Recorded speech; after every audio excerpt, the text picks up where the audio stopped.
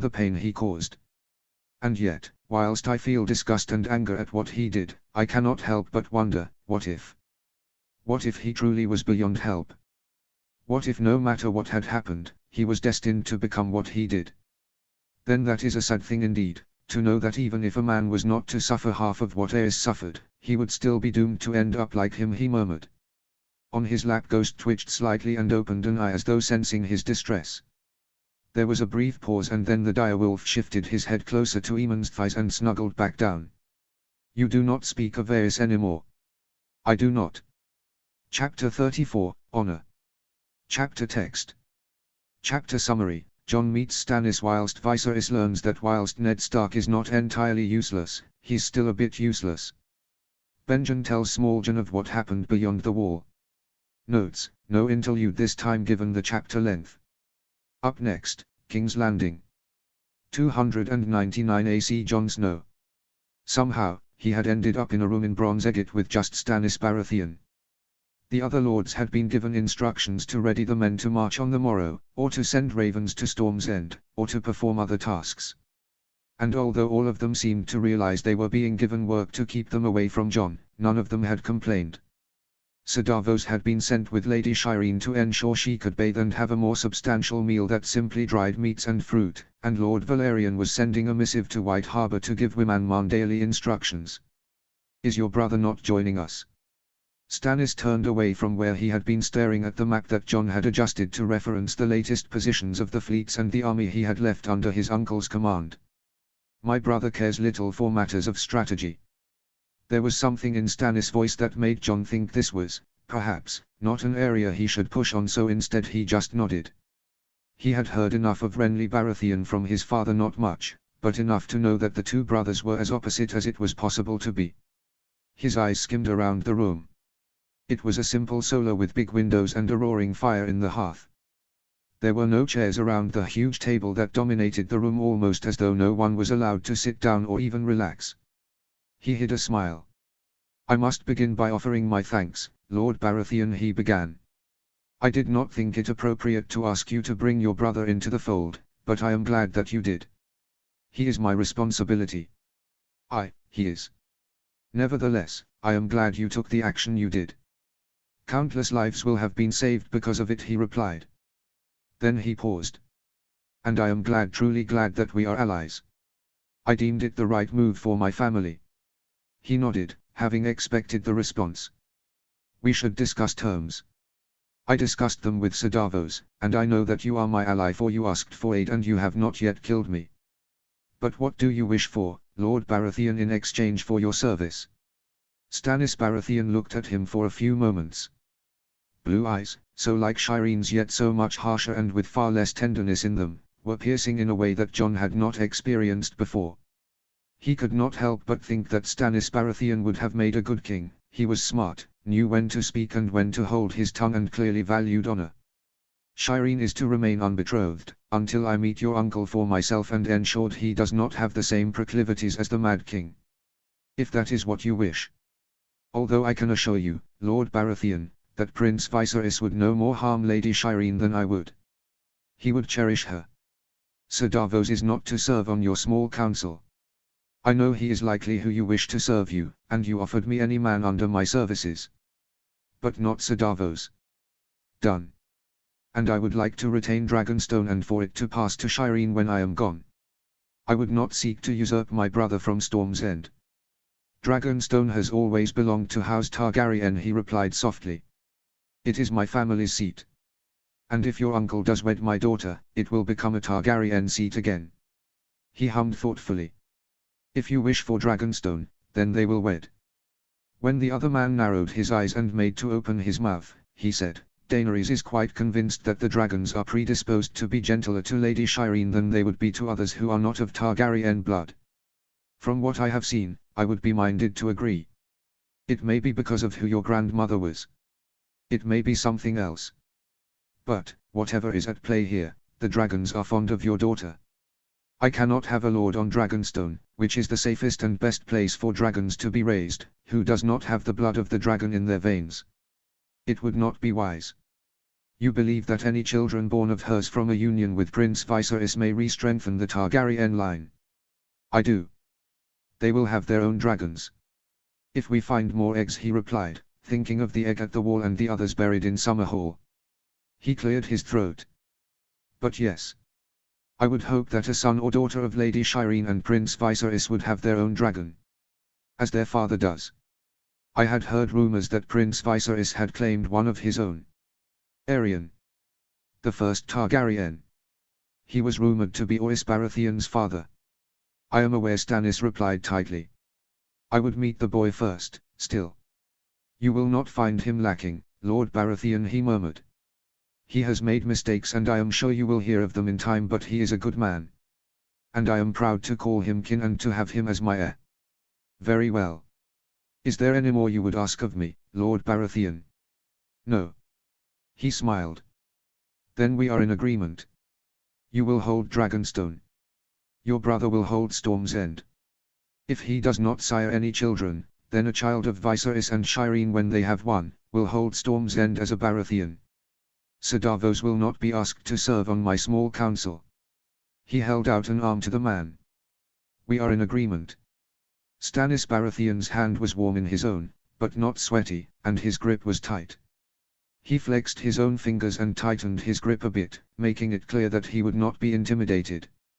Once they had dropped hands and stood together, slightly awkwardly, at the head of the table, he finally broached the topic he had been avoiding. I must ask a service of you. Stannis' eyes tightened slightly, and he ground his teeth in a manner that suggested he was unhappy, at least that had become Jon's understanding of the man's mannerisms over the hour or so they had been in each other's company. He likely thought that Jon was trying to trick him into something after letting the other man have so many of the terms of their negotiation be in his favor. But still, Stannis jerked out a short nod and said, of course. I appear to have found myself but a few moons away from being king, if our plans bear fruit.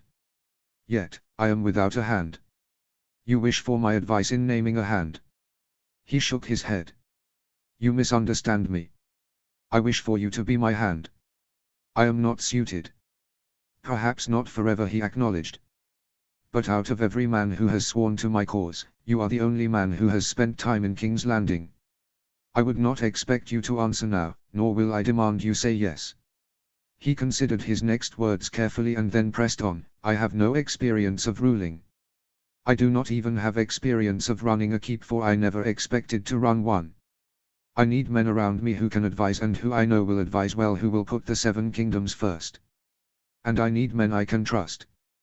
Stannis Baratheon stared at him for a moment, his eyes flicking over Jon's face as though looking for a trick or a trap. Then he pursed his lips in a thin line. And if Shireen is at Dragonstone, I would be only 3 days' sail from her. You would. I do not wish to do it forever, Stannis said a few moments later. A few years at most. Thank you, he said, meaning every word. A muscle in Stannis' jaw twitched slightly and the man's frown deepened a fraction, but he said nothing. There is also a delicate matter I wish to discuss with you, he began cautiously. During the battle, several Baratheon soldiers, perhaps 24 or more, turned against the orders of your wife and Daenerys. They turned. Daenerys said they simply turned on them in the middle of the battle and cut down those that didn't turn instantly. It was coordinated. Those that tried to fight back were either slain in the attempt to protect Daenerys or were corralled into the middle of the courtyard before the Baratheon soldiers opened the gates for the Ironborn. Stannis ground his teeth audibly. You did not send word via Raven. You simply said the keep was safe. I thought it too sensitive to put in a scroll. If we had been betrayed on Dragonstone, then we may have been betrayed here. And they were definitely Baratheon soldiers. Lady Slyss named them as such. She said they had been men who spent time with you in King's Landing when you served Robert as master of ships, he replied. Stannis' eyes whipped up from where they had been fixed on the map on the table between them, and Jon inclined his head. I thought much the same thing. A betrayal years in the making, Stannis murmured, his eyes fixed back on the map. They always said that I commanded loyalty. It appears, not enough. It is no reflection on you, he replied. He sighed when Stannis' eyes snapped up from the map to glare at him slightly. And I do not say that to patronize. Who knows what the Lannisters offered them in exchange for their actions? What happened to the men? The Ironborn slit their throats before I arrived. Stannis nodded, as though satisfied, but Jon could tell the man was uncomfortable with the news. I have given orders that Mandaeally men guard your wife, Monterys Valerian and Maester Cresson and Maester Gerard. I hope I did not overstep, but I would trust a man of House Mandaeally with my life, and after what had happened, I wished to be sure. And your aunt, Princess Daenerys, will remain with them, alongside her dragons and the Dothraki. There was a brief pause and then Stannis said, "Thank you." They settled into another slightly uncomfortable silence. He glanced out the nearby window, watching as men ran about. In the distance, Winter was curled up as though she thought she was ghost, her head tucked under her tail. He hid a smile. "I had thought to offer Lord Montfort and Sir Davos a boon for their aid," he said. "I am aware of the aid that Lord Valerian provided to you. Although I am unsure what Sir Davos has done," Stannis replied, his voice tight.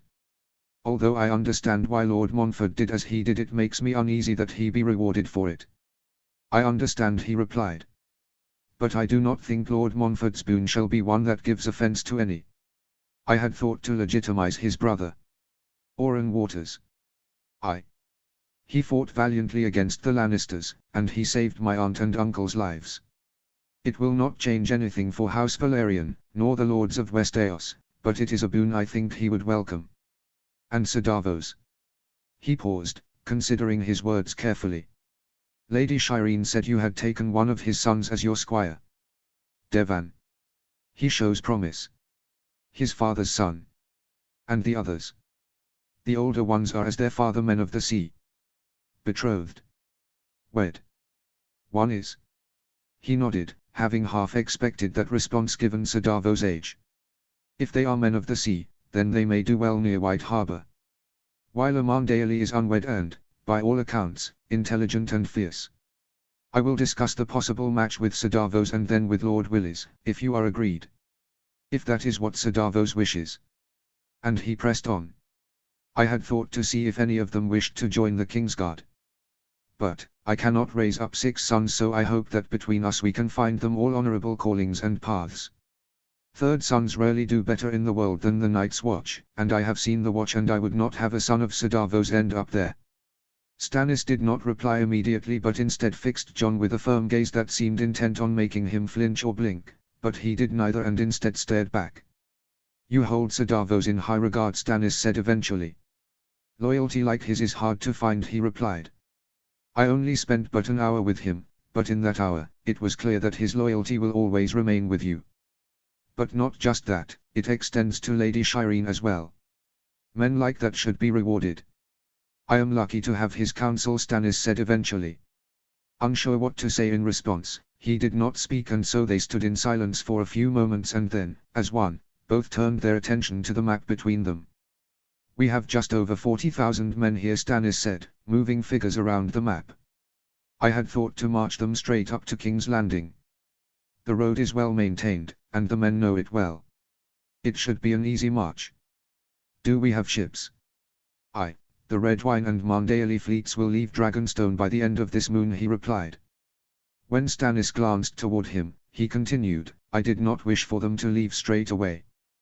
Whilst the Iron Fleet is gone, I do not wish them to sail straight into Blackwater Bay with no allies on land, and I would prefer we do not blockade a city before we must." "Agreed," Stannis murmured.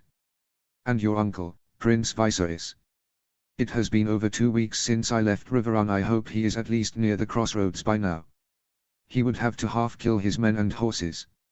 He agreed. "But he knew where your men were, and he will hope not to leave us waiting too long." "Then you must not be planning on taking the city by force." "I hope to avoid it. The Lannister army are gone. The bulk of the Knights of the Vale ride with my uncle, as do the Riverlands, Reach and North. The Dornish have agreed to play no part in the wars to come, although I must negotiate with them separately. There is no fight to be had in King's Landing. Joffrey will not negotiate. We have the Kingslayer." Stannis smiled at him wryly, as though Jon had said something particularly amusing. "You do not think he will care about his own father?" "No. Joffrey holds no love for anyone, let alone the man who sired him." "What of Cersei? She loves her children." but she cannot control Joffrey any more than Sir Davos can control the tides.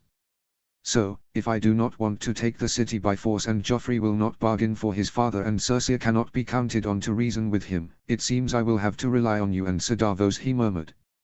His hand swept over the map, and he pushed the little figures of ships at Dragonstone closer toward King's Landing. You, out of all the men here, know the city best. How would you enter? Asterisk asterisk. Sir Davos he greeted as the older man approached him. They were a week from Bronze Egget now, heading north up toward King's Landing. It had been a good ride so far. Each morning, he had ridden with a different lord, at the head of the army, and every afternoon he rode with Lord Stannis and either Sir Davos or Lord Valerian. He had tried several times to speak to Loras Tyrell and to Renly Baratheon, but they had refused, finding some excuse or another, and so he had not bothered after the third attempt. He knew that Stannis worried about his brother and was concerned he might do something more foolish than the offensive, slightly childish, behavior he had displayed so far. Yet, Jon was not worried. Renly and Loras were fools, Renly most of all, but they were not killers. They would not slit his throat whilst he slept. All they would do was grumble and keep their distance, and if they did that and left him alone then he would leave them be. He had bigger things to worry about than two sullen men. He watched carefully as Sir Davos drew closer to him. Your Grace, Sir Davos greeted eventually, bowing. How is Lady Shireen? Well. Saddle sores are a pain, but she is strong. You are still wondering why I chose to bring her? I am. He smiled, pleased that Sir Davos had not changed his usual frankness in the aftermath of Stannis bending the knee, and gestured for the other man to head towards Winter, who was nearby on a small hill eating the last of her kill. I know a military encampment, heading to war, is no place for a girl, he said a few moments later, once he was confident, they were far enough away that no one could overhear them. But I also know that despite what many think, Lord Stannis does care for his daughter. I must admit I had not quite expected his reaction to seeing her, but it was clear when asked for aid that Shireen was why he asked. Could I have given him a scroll from her, confirming that she was safe? I could. But bringing her with me was irrefutable proof both to him and to his men, that I am your king.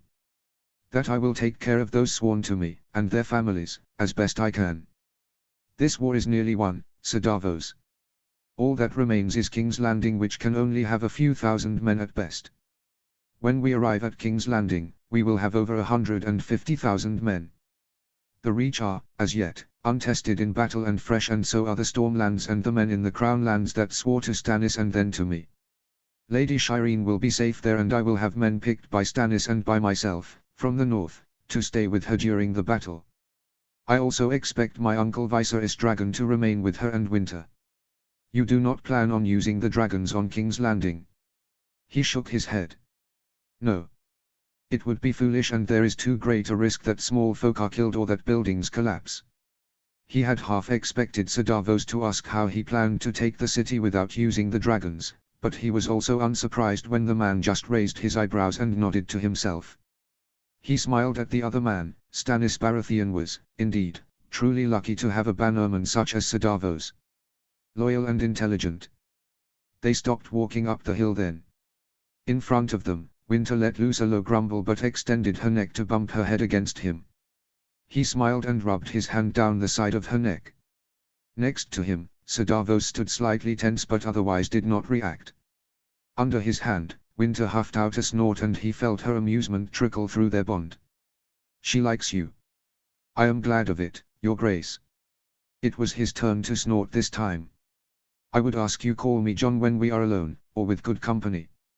Hearing Your Grace grows quite tedious at times, particularly when it comes from men that I respect.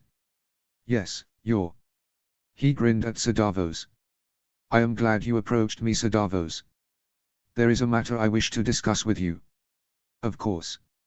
As a thank you for the aid you provided me, in convincing Lord Baratheon to bend the knee, Sir Davos, please do not look at me like that nor refute my words, for I know that you will have been instrumental in his decision, he said quickly. When the other man shut his mouth again, he pressed on, as a thank you for the aid you provided me, I would like to reward you. I cannot give you a keep, for you already have one. I cannot take a son as a squire, as Lord Stannis has already taken a son, and I would not wish to cause friction. There are only a few things I can give you and your family. I would like, if you are agreeable, to arrange a match between a son of yours and Wailamon Daly. I have not discussed the matter with Lord Willis yet, but I am confident he will agree. There are few men of the sea of an age to her, and any man who would wed her must know his way around a ship. There is good land in the north, near White Harbor. I would give them that.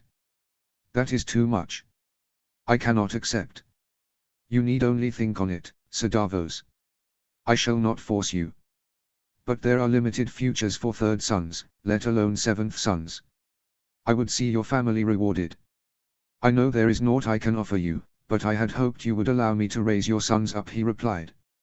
I would also take a son of yours to the Kingsguard, if they wished and if they showed the necessary skill. And if you think of anything more that you wish for your sons, be that land, although I cannot give them all land or wives or callings you wish for me to support, then I shall see it done. He paused and considered the other man for a moment, hoping the man was not taking offense at his offer. Whether or not you wish to believe it, I have spoken at length to Maester Cresson and to Lady Shireen, and both were quite forceful in not only their praise of you but also in how much Lord Stannis relies on you. You may not have realized it when you spoke to him of me, but you did play a role in convincing him to bend the knee. You saved thousands of lives, Sir Davos. Sir Davos was silent for a long time, his eyes fixed on Winter, although Jon could tell he was not really seeing her. He let the man be, conscious that the offer probably required some time to digest and that Sir Davos was humble by nature and likely would instinctively balk at such an offer. He turned his attention back to Winter and ran his hand down her neck as she closed her eyes and breathed in deeply. She was happy here, he could tell. But there was still a lingering sadness in her, and he was not sure if it was Aemon she missed or if it was Aerion, for her thoughts seemed to flit between both. He sighed softly, and when she opened her eyes, ran his hand along her cheek. When I return to Cape Wrath, I shall speak to Meria. She is your wife. A better woman than I deserve. He nodded, smiling softly at the other man. I heard that your eldest sons also ride in the army. They do. They are not knights, but men of the sea. But we are still Stannis bannermen, so they came with me. I hope to speak to them in the coming days then. Sir Davos opened his mouth, as though to reply, but stopped speaking as his eyes fixed on something in the distance. He turned toward whatever had caught Sir Davos' eye and smiled as he watched a small figure rush across the distance between the encampment and the hill. Your son. Devan. He nodded, and together the two of them began to head down the hill. They were at the bottom before Devan skidded to a stop in front of them. As the boy gasped for breath, Jon took a moment to look at him. As he did, he could not help but wonder if there was any of his mother in Devan Seaworth, for the boy was the spitting image of Sir Davos, just younger and less weather-worn. Lord Baratheon asks for you, Your Grace, Devan spluttered out, gasping for air. A rider approaches. 299 AC Viserys Targaryen. The men are exhausted, Prince Viserys. They cannot continue at this pace. They will continue, Lord Stark, he replied, trying to keep his temper under control. We are but a moon and a half from King's Landing. I mean for us to be there as quickly as possible, and I do not care if the men are so exhausted they fall asleep as they walk. There is no fight to be had in King's Landing, but we must be there by the time Jon is. Prince Viserys. No, Lord Stark. The matter is closed. Lord Stark considered him for a long moment and then jerked out a half-bow and stalked off, his cloak billowing behind him. He stood alone at the edge of the encampment for a long time after that, watching as men ran about and got ready for march that morning. Most nights they were not even pitching their tents but sleeping under the stars, and by the gods he was grateful for the lack of rain, even if Mace Tyrell kept telling him it would not be good for the crops. Still, it was aiding their march. Sighing to himself, he threw himself down on the grass. Behind him, Aerion let out a little croon and moved his head so that it was resting next to Viserys. Idly, he stroked down the side of his dragon's neck and tried to will down his dislike of Lord Stark. He knew the man spoke the truth. But he also knew that he was right. There was likely no fight to be had in King's Landing. And it was important that they got there quickly, for he did not want to disappoint his nephew. Eventually, a figure broke away from the encampment below and wandered up the hill toward him. The man paused some distance away, his eyes locked on Aerion, and then he seemed to heave out a sigh and crossed the remaining distance between them. Within a few moments he was sat next to Viserys on the grass but did not turn to look at him. "You do not like Lord Stark?" Perhaps he allowed. "Why not?" Through his bond with Aerion, he could feel his dragon balk slightly, concerned at Viserys' sudden rush of anger. Oren did not chase for a response but instead put his hands behind him to brace himself and leaned back as though completely relaxed and at ease. Viserys spared a glance toward his friend, unable to feel frustration that even when they were having what was going to be a difficult conversation Oren could be so at ease, for it meant that Oren trusted him. He had not trusted him at first, Viserys knew that. But now, he had that trust and it was important to him. He would not lose it. And so, he tried to calm himself. He considered his next words carefully for several long minutes and cleared his throat a few times to try and force down the anger he longed to spew. "It is not my place to feel the way I do," he began carefully, trying to keep himself calm. "Not my place at all. Yet, I cannot help but be furious by the lies Lord Stark told to Jon for so long. If he had known about his mother, about his birth, so much might have been so different. Daenerys and I might have come here sooner. Jon might have had a childhood worth remembering. And they might not," Oren replied. "He did not tell Jon, and he did not tell his wife. He kept your nephew safe. Yet Jon suffered for it," he snapped, finally losing his fight. "You care for him. He is my nephew." Oren glanced toward him with a look on his face that Viserys could not quite understand. It seemed like halfway between amusement and pity. Where once Viserys would have been furious to receive such a look, now he just felt frustration. "You used to refuse to call him that." The refute was on his lips and his mouth was half open before he realized that Oren was right. He had refused to call Jon his nephew. Daenerys always had. He had just called Jon, Jon. He cleared his throat again. "He is my nephew. He wasn't a few moons ago." "Things are different," he said softly. "Jon is not what I expected." "Because he gave you a second chance. Because you think he will make a good king." "Yes.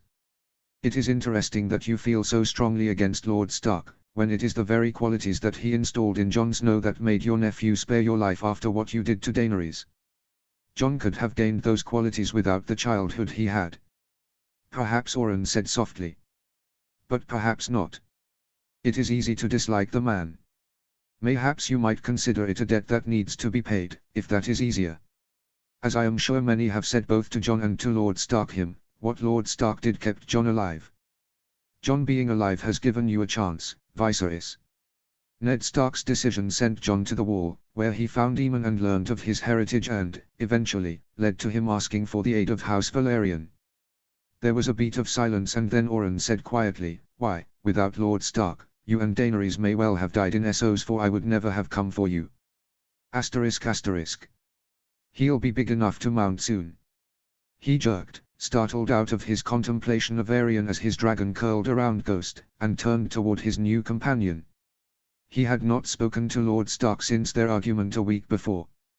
Most of his time was spent with Oren, Robb, Garlan or Oberyn, and he knew why. Those who were older looked at him and saw his father. He made them uncomfortable, whereas those who were younger did not see his father, they just saw him. It was nice. "Have you ever wished to fly, Lord Stark?" "Ned." "But no, I have not," the man replied. He carefully walked over toward Viserys and then sat down on the log that Viserys had claimed for his own. "I think I belong on the ground." "I always wished to," he said, turning slightly away from Aerion and toward the other man. "Yet, I find myself scared of the possibility." Lord Stark met his gaze and smiled softly at him, the sort of look a father might give a child who was being particularly foolish. "You do not wish him to grow up?" He nodded. "I should wish it, I know. Once he is big enough to ride, it will be a sign that his scales are strong enough to withstand arrows properly, and he will be safer and stronger, and so will I. Have you given any thought to what you may do once the war is over?"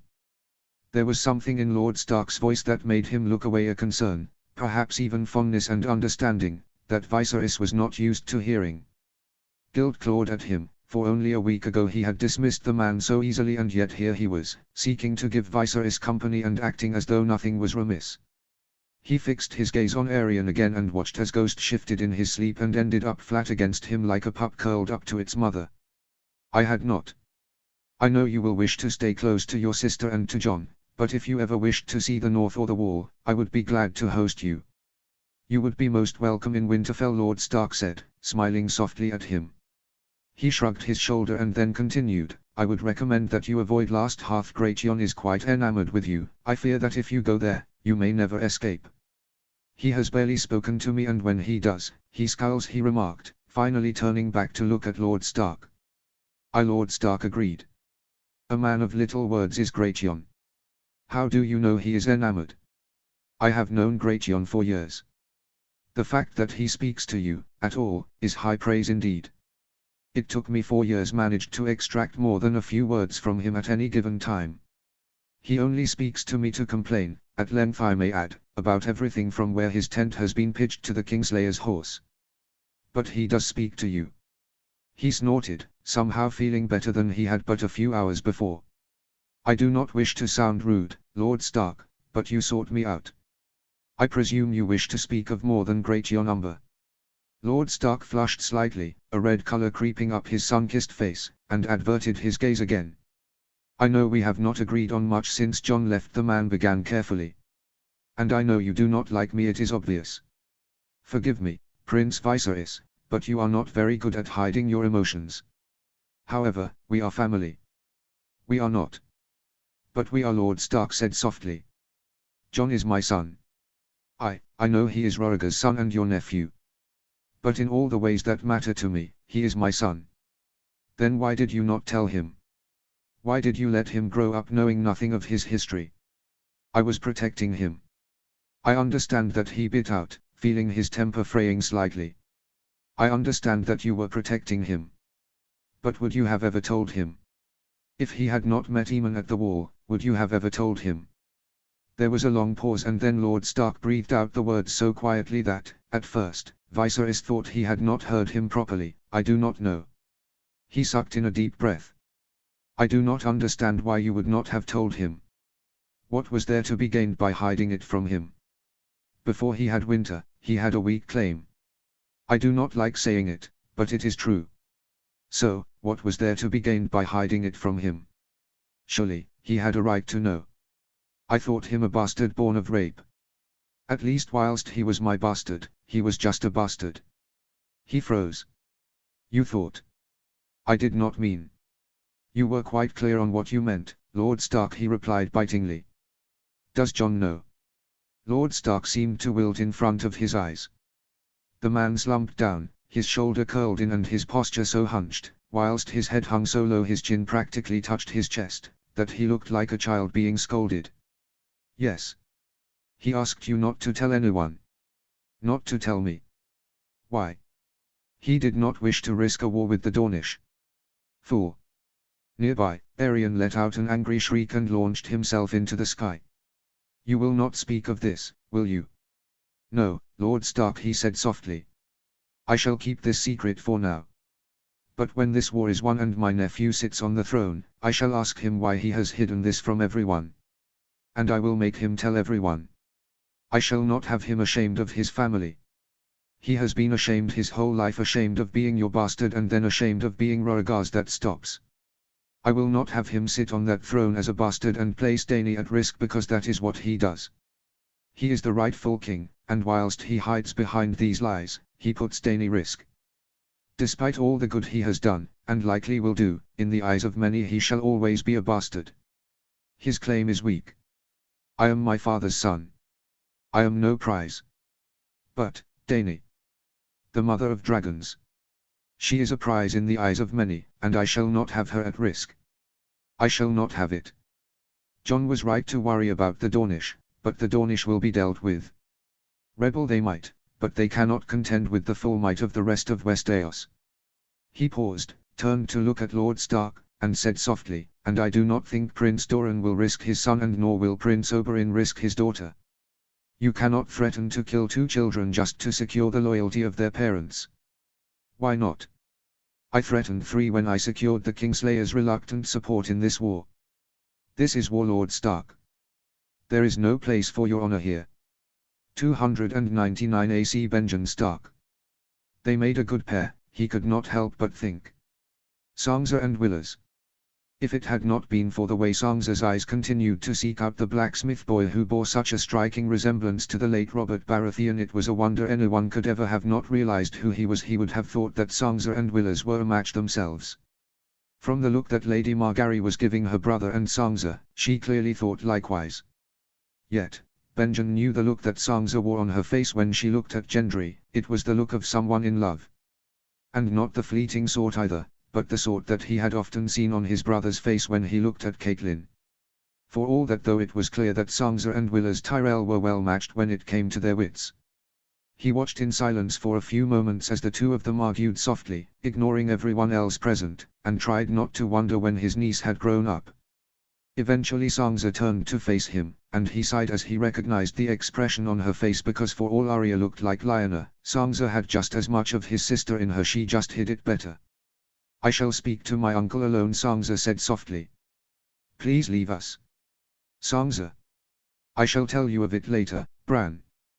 But for now, let me speak to Uncle Benjen alone, please." There was a loud huff from Bran, and then he jerked his head in a nod. Benjen caught Margaery's eye, as his nephew's wife helped Bran leave the room, and she smiled tightly at him. A few moments later Willers followed, having cast Sangza a long, lingering, look of frustration. Finally, they were alone in Ned Solar. "You've changed it." "Father is not here," Sangza replied. She gestured toward the window that overlooked the Godswood, and he rose to his feet and let her lead him over. Only once they were stood there, side by side, did she speak again. "Father is gone. Mother is gone. Robb is gone. Arya does not listen to reason for anything, and all Rickon wishes to do is chase Shaggy Dog through the crypts. I cannot let Bran go." "Bran is in charge though, Sangza," he said, trying to keep his voice gentle. "I know he is crippled and young, but by our laws he is in charge, and he wishes to go. He need not listen to you, he only does so because you are his sister. If you are right and there are dead men walking in the north, and the legends that old Nan told us are true, then surely that is even more reason for Bran to stay here. Of all of us, even Rickon, he is the weakest. If he goes north, he will die. How can you support him? If Hojan and Mira think that Bran must go north, then I am inclined to believe them. They are children. By that logic, so are you." Sangza scowled at him and, for a moment, looked so like Lyanna in the way her brows furrowed, and her mouth jutted out, that it made him smile. "Please, uncle." "Sangza, I understand why you are concerned and reluctant to let Bran go north. But, if Hojan and Mira speak the truth, including that Jon knew of this, then we must trust them. They knew of the dead, surely that must count for something in your eyes," he said gently. When Sangza did not reply and instead sniffled loudly and kept her gaze fixed on the weirwood tree, he said, "I shall go with them. You know that I would never let harm come to Bran. I doubt Lord Commander Mormont would take well to having you allow 3 children beyond the wall and then following them. You have a duty to the Watch. And my duty is also to alert them to what is happening, which I have done. By taking Bran beyond the wall, I can find out more information. Maybe even find out more of what the wildlings are doing. You don't believe that?" "I do not. But it is the best argument I have." "Uncle Benjen," Sangza breathed softly. "You might die. Bran might die. I might die every time I go beyond the wall," he replied frankly. "Besides, from what you said, the war is nearly done. Jon will write once he takes King's Landing, and you can alert him to what has happened here, and, if he believes it necessary, he will come north." Sangza was silent for a moment. "Hojan and Mira said it must only be them. No one else. If you are to go, I would ask you not to listen to them. Take the Umber soldiers and Smallgen. It would make us easier to track. And it would give you more men to protect Bran with." Sangza snapped back. "You will take them?" He sighed and turned towards his niece. Sangza clearly knew what he was going to do before he did it, and tried to duck, but he still managed to pull her toward him in a firm embrace. "Sometimes, dear niece, you remind me so much of Lyanna. I do not think that is a good thing." It is no good thing," he replied softly. He pressed a kiss to her head, realizing for the first time that she was now rapidly approaching his height. She would not be a child for much longer. But it also is. Lionel was so fierce, and I see that in you, Sangza. Sangza did not reply and instead sunk against him. He smiled and did not speak as she sniffled and pressed her head into his side. Asterisk asterisk. Of all the keeps that Benjen had been in and seen in his life, nothing scared him quite like Last Hearth. All the woods around it had been coppiced and much of the land, even still in summer, was covered in a permanent frost. The lack of shelter left the castle exposed to the elements and the stone that made up the great keep was weathered and old. Strong still. No matter how hard he looked every time he rode past, or stopped for the night, on one of his many journeys south he could never find any weakness. And that bothered him. It was not normal for a keep to be so impenetrable. Still, as they drew closer to the keep, he once again went through his usual process of gazing over it, trying to find some weakness. When Lady Bethany greeted them and offered them bread and salt whilst her eldest son, Mors and Hodder watched the proceeding with flinty eyes and firm mouths. It was the first time that Benjen had ever received such a frigid greeting from any of the Umbers, and that made him even more uncomfortable. Smalljan Umber looked just as Benjen remembered. Tall and broad-shouldered with a thick black beard, just like his father. Next to him, Mors Umber loomed just as large and just as broad. Old he might be now, at least 60 name days and with only one eye, but he still carried himself in a way that made Benjen think that he was beyond glad that there was such loyalty between House Stark and House Umber. Beside Mors, Hodder Umber was as thin as ever but still tall and powerful with a sly smile that always set Benjen on edge. Nonetheless, he greeted them all politely and introduced his nephew and the Reed children. It was clear that both Smalljan and Mors wished to speak with him, but, even as he watched, the two of them seemed to have a conversation that consisted solely of raised eyebrows and pursed lips with the occasional glower before Smalljan shook his head slightly. It was not until later that night, when the children were asleep and it was just him, Smalljan and Mors left Lady Bethany and Hodder having long since gone to their chambers, that Smalljan finally said, "Shall we speak in the Godswood?" "Aye, let us speak," he replied, rising to his feet and throwing back the last of his ale. The three of them walked in silence toward the Godswood. He had not been here before, for he rarely prayed outside of Winterfell and, occasionally, by the Weirwood Grove beyond the wall, and so he was surprised when he saw just how old and strong the heart tree was in the Last Hearth Godswood. "Impressive, isn't it?" Smalljan rumbled, coming to stand next to him. He nodded, staring up at the old tree which was likely nearly as old, if not older, than the one in Winterfell. "Why are you here, Benjen?" He turned toward Smalljan, fixing his eyes on the man to watch for any tells or reaction to his words as he said, "I've seen whites beyond the wall." There was a long silence during which Smalljan did not look away but instead, squinted his eyes at Benjen and regarded him closely. "The wildlings are coming south in greater numbers than we have ever seen. The king was right to keep as many Umbermen back as he did. In the last moon we have killed at least 100 of the fuckers. 100. Aye. Crazy bastards kept screaming at us to burn them before we took their heads. They cannot rise from the dead if you burn them," he murmured. "That is what I found." "You've seen them?" "A small group. Rangers." "3 of them," he replied. "Men I knew. At first, I thought them crazy. They were stood there, clothing ripped, no armor or arms, and then they rushed at me. I took one's head, and the body kept going. In the end I pushed it onto the fire I had built, and although it writhed, it did not rise again. That does not explain why you are here and why you brought 3 children with you." "Hojan Reed knew of the dead walking before I even arrived at Winterfell," he said, moving closer to the other 2 men. Although they were alone in the Godswood, he was still concerned by the possibility of being overheard. "Greensight?" "I believe so," he replied. "He said he dreams of going north, with a broken wolf, and that the wolf's destiny lies beyond the wall. He is a child. Surely you cannot believe him. How else could he have known? And why are you here?"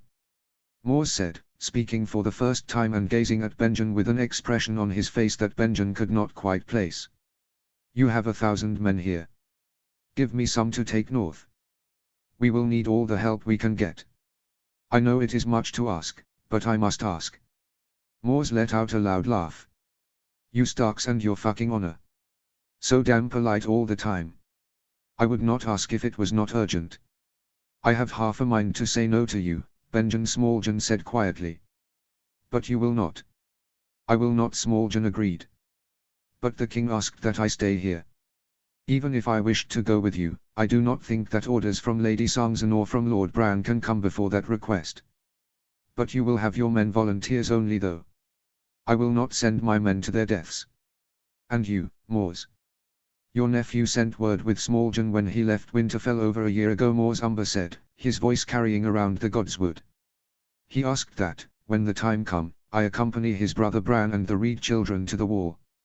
He asked it of my nephew who relayed it to his son who relayed it to me. The message made little sense, and I thought for sure the thick fuck had forgotten part of it, not the brightest lad, my nephew. But, clearly, he did not forget part of it. I had half hoped that this day would not come.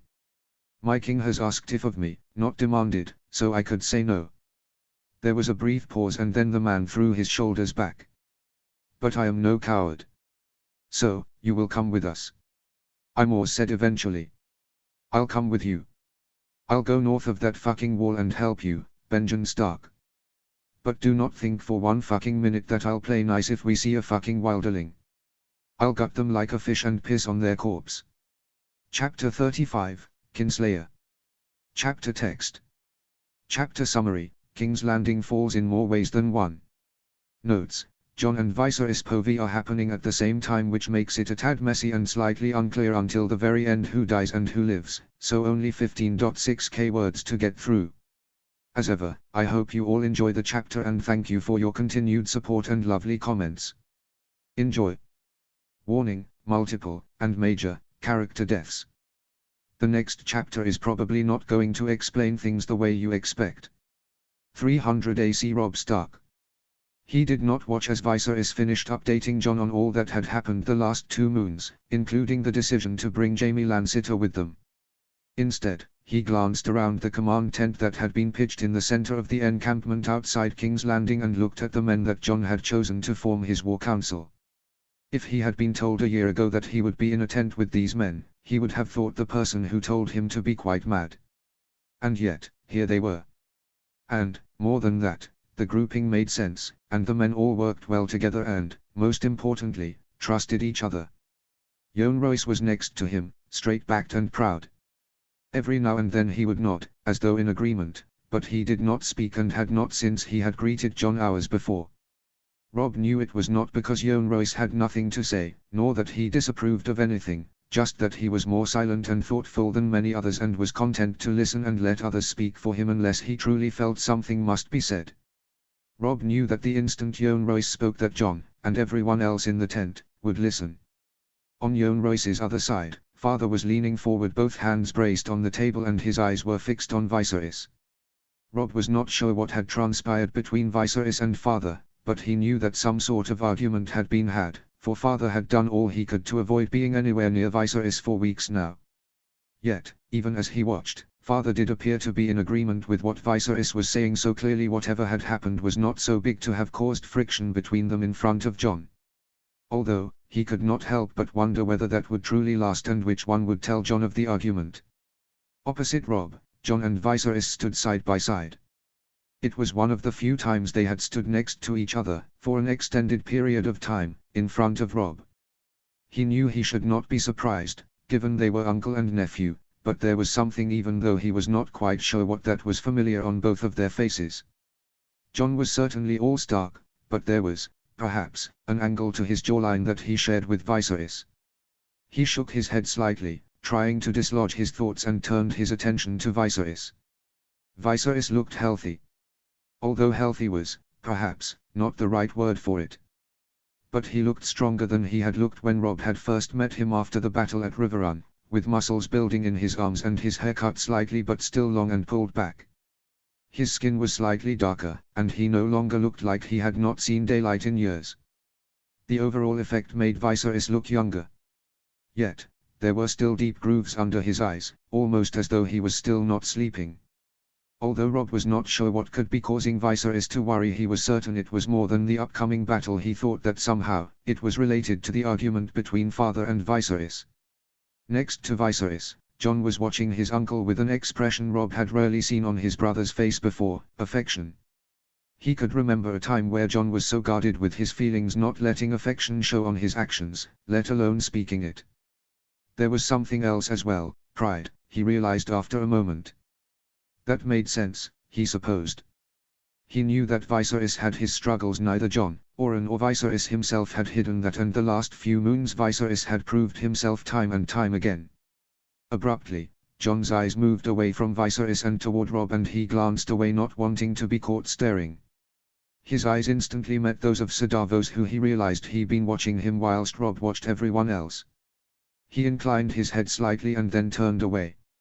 He liked Sir Davos, at least from what he had seen so far. The man was smart and loyal, and although he spoke his mind as he had demonstrated twice in their meeting so far, he was polite and courteous. He would do well in the north, should he ever choose to go north. On Sir Davos' other side, Stannis Baratheon stood silent and straight-backed. He had not spoken much, but, from what Robb had gleaned so far, that was not unusual. He cut an impressive figure and, despite the slightly snide comments from some of the Lords of the Reach about him, Robb thought the man seemed a decent sort, honorable. And he had greeted father politely, despite all that had happened between father and Robert Baratheon. His daughter, Lady Shireen, had seemed sweet as well in the few moments Robb had spent in her presence before she had been spirited away into her tent by an escort of grim-faced-looking Stormland soldiers led by Lord Buckler. Yet, it was the last two at the table that really gave Robb pause for thought. Mace Tyrell, his good father, was jovial and content, as he so often was. Yet, the more time that Robb spent in the man's presence, the more he could not help but think that Lord Tyrell was not quite as foolish as he let others believe him to be. He certainly was no military genius, that much had been proven several times over these last weeks. But there was something to the man that made Robb think that, perhaps, it served Mace Tyrell's purposes quite nicely to be overlooked. He glanced toward his good father and took in his appearance again. Clean and tidy, as he always was, with a soft smile on his face, there was nothing obvious that would give him away. But then Robb caught it.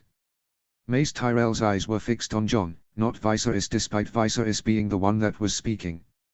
He shifted slightly, moving his weight from one leg to the other as his back protested at him being stood still for so long. It made sense, of course, that Mace Tyrell would wish for Jon to wed Margaery. And, of course, it explained the slight lack of interest the man had shown in getting to know Robb. He knew he should find himself annoyed or insulted, yet he could not bring himself to. It was a southern thing to want your daughter to be queen. And Margaery had chosen Robb, not Jon. She had not even so much as looked at Jon. So, no matter what Mace Tyrell's wishes may be, Robb did not think he need worry. There was a slight cough, barely more than a loud breath, and he looked away from Mace towards the final occupant of the tent. Varys. He had been surprised when Varys had appeared at the council tent and entered freely, no man making to stop him. He supposed he should not have, for Varys had been instrumental in providing father an excuse to flee King's Landing. He could tell from the way that Jon interacted with Varys that his brother was still unsure of the man's motives, and Robb could not blame him. Varys' loyalty seemed to be as changeable as the wind, but his brother continued to allow Varys to attend meetings and over the last few days had taken the other man's counsel. And Robb would not deny that, as strange as he found Varys to be, the man was smart and had so far provided Jon with good counsel. Comfortable with the idea of Lannister forces entering the city alongside us. He glanced toward Yohn Royce, surprised that the man was now talking and Viserys was quiet. He flushed when he realized that father was looking at him and he must have missed a significant part of the conversation. Truly, Lord Royce. Unfortunately, Your Grace, Lord Royce murmurs softly. They have done nothing of note since we left Riverrun, but they are still Lannister men, and it is a Lannister boy on the throne. Sir Jaime may be impotent, but I do not trust them. Lord Stannis. Lord Royce and I are in agreement on this matter, Stannis said softly. Prince Viserys may have secured the Kingslayer's loyalty for now. We cannot be sure it will stick in the midst of battle. It will stick, Viserys said, leaning forward and bracing his hands on the table. I am confident in Sir Jaime, and he is confident in Sir Adam. We outnumber them 10 to 1. Even if they turned on us, we would be more than a match for them. Jon murmured. And if Lannister troops enter the city with us, it may stop as much bloodshed. Perhaps the city watch will stand down. It is a risk, Your Grace. Across the table, Jon met Rob's eyes. He paused for half a second and then inclined his head slightly and flicked his gaze quickly toward Viserys and then back to Jon again. There was a slight uptilt to his brother's mouth as he looked away, likely only noticeable to those who knew him well, and Robb tried to keep his face relaxed.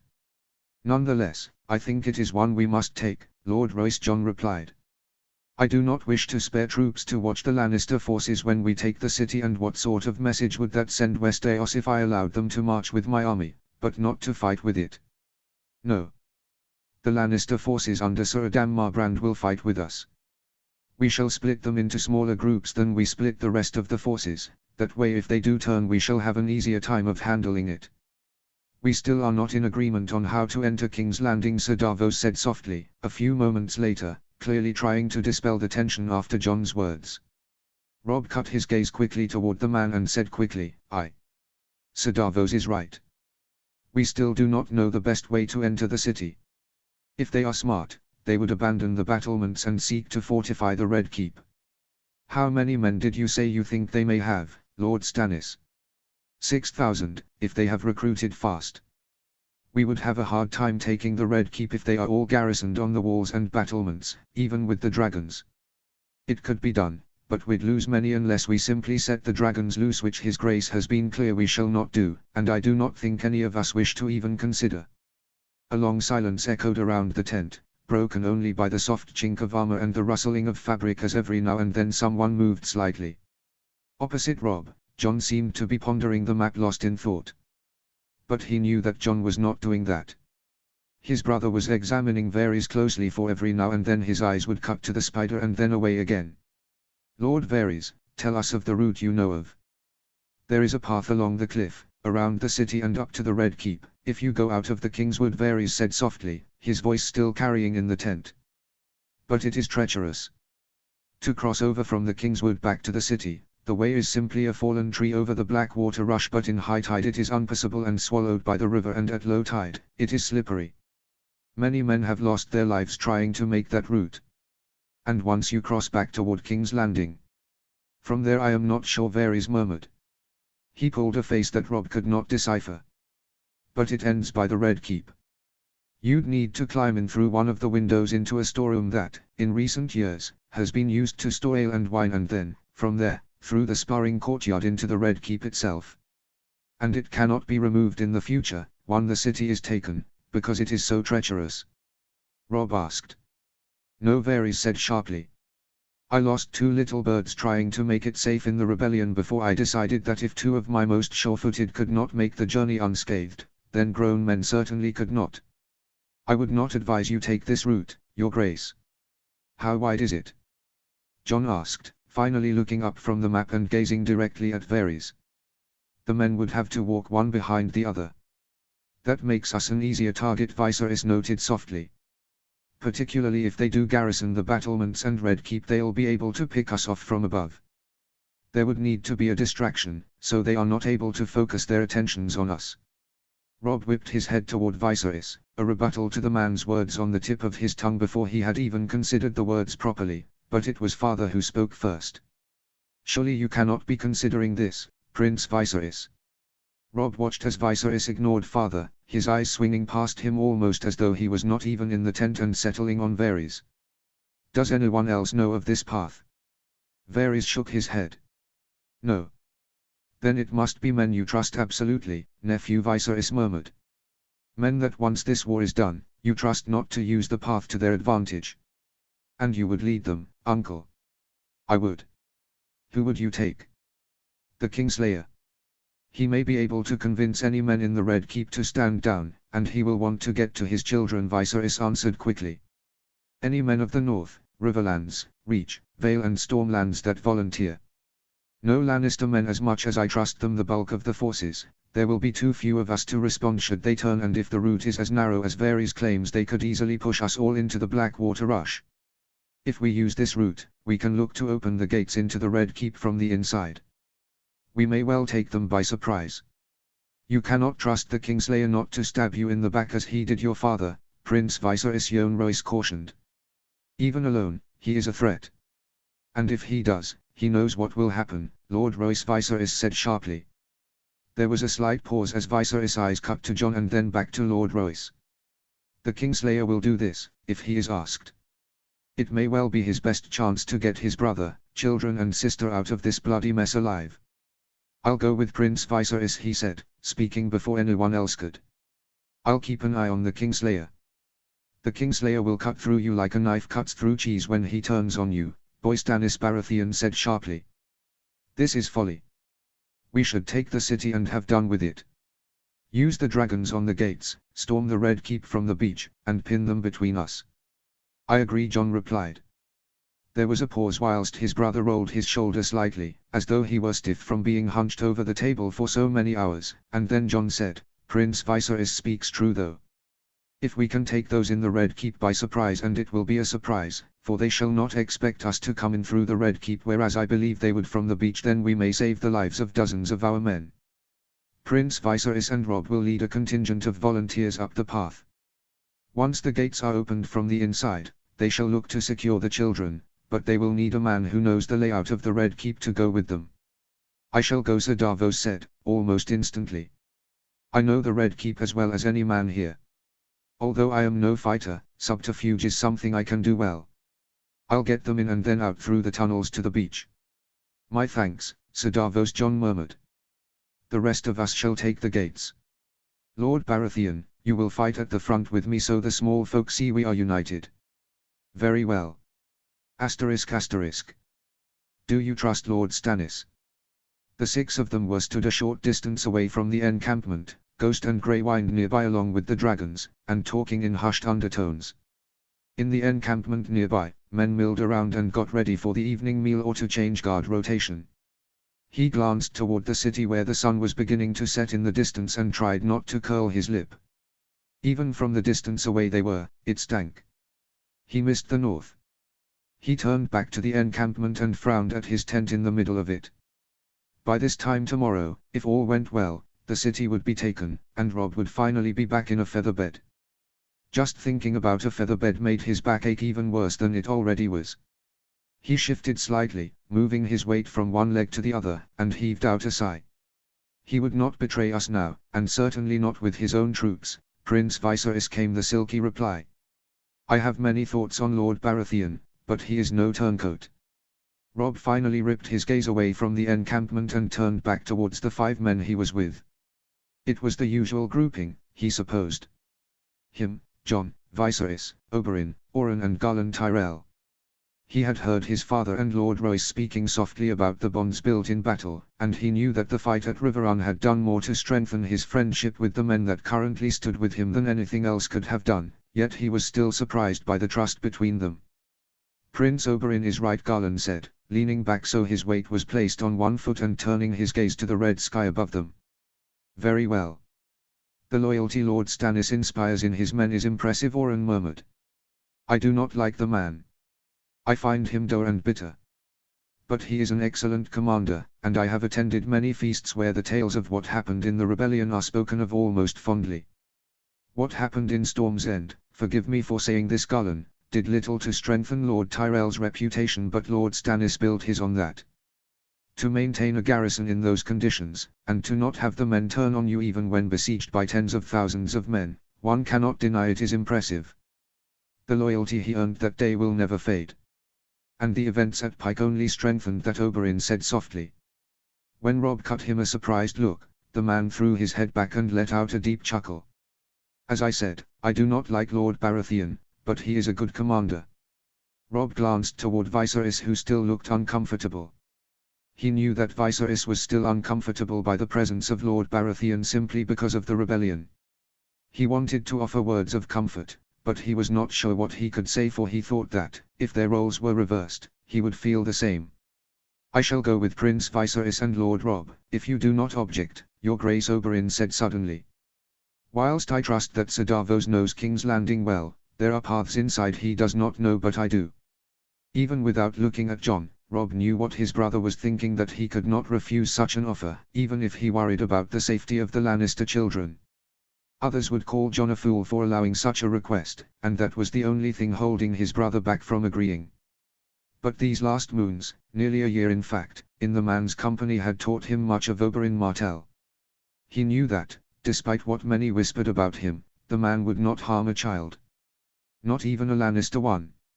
I would welcome that, he replied, giving his brother the opportunity to give agreement in a manner that suggested he had no choice.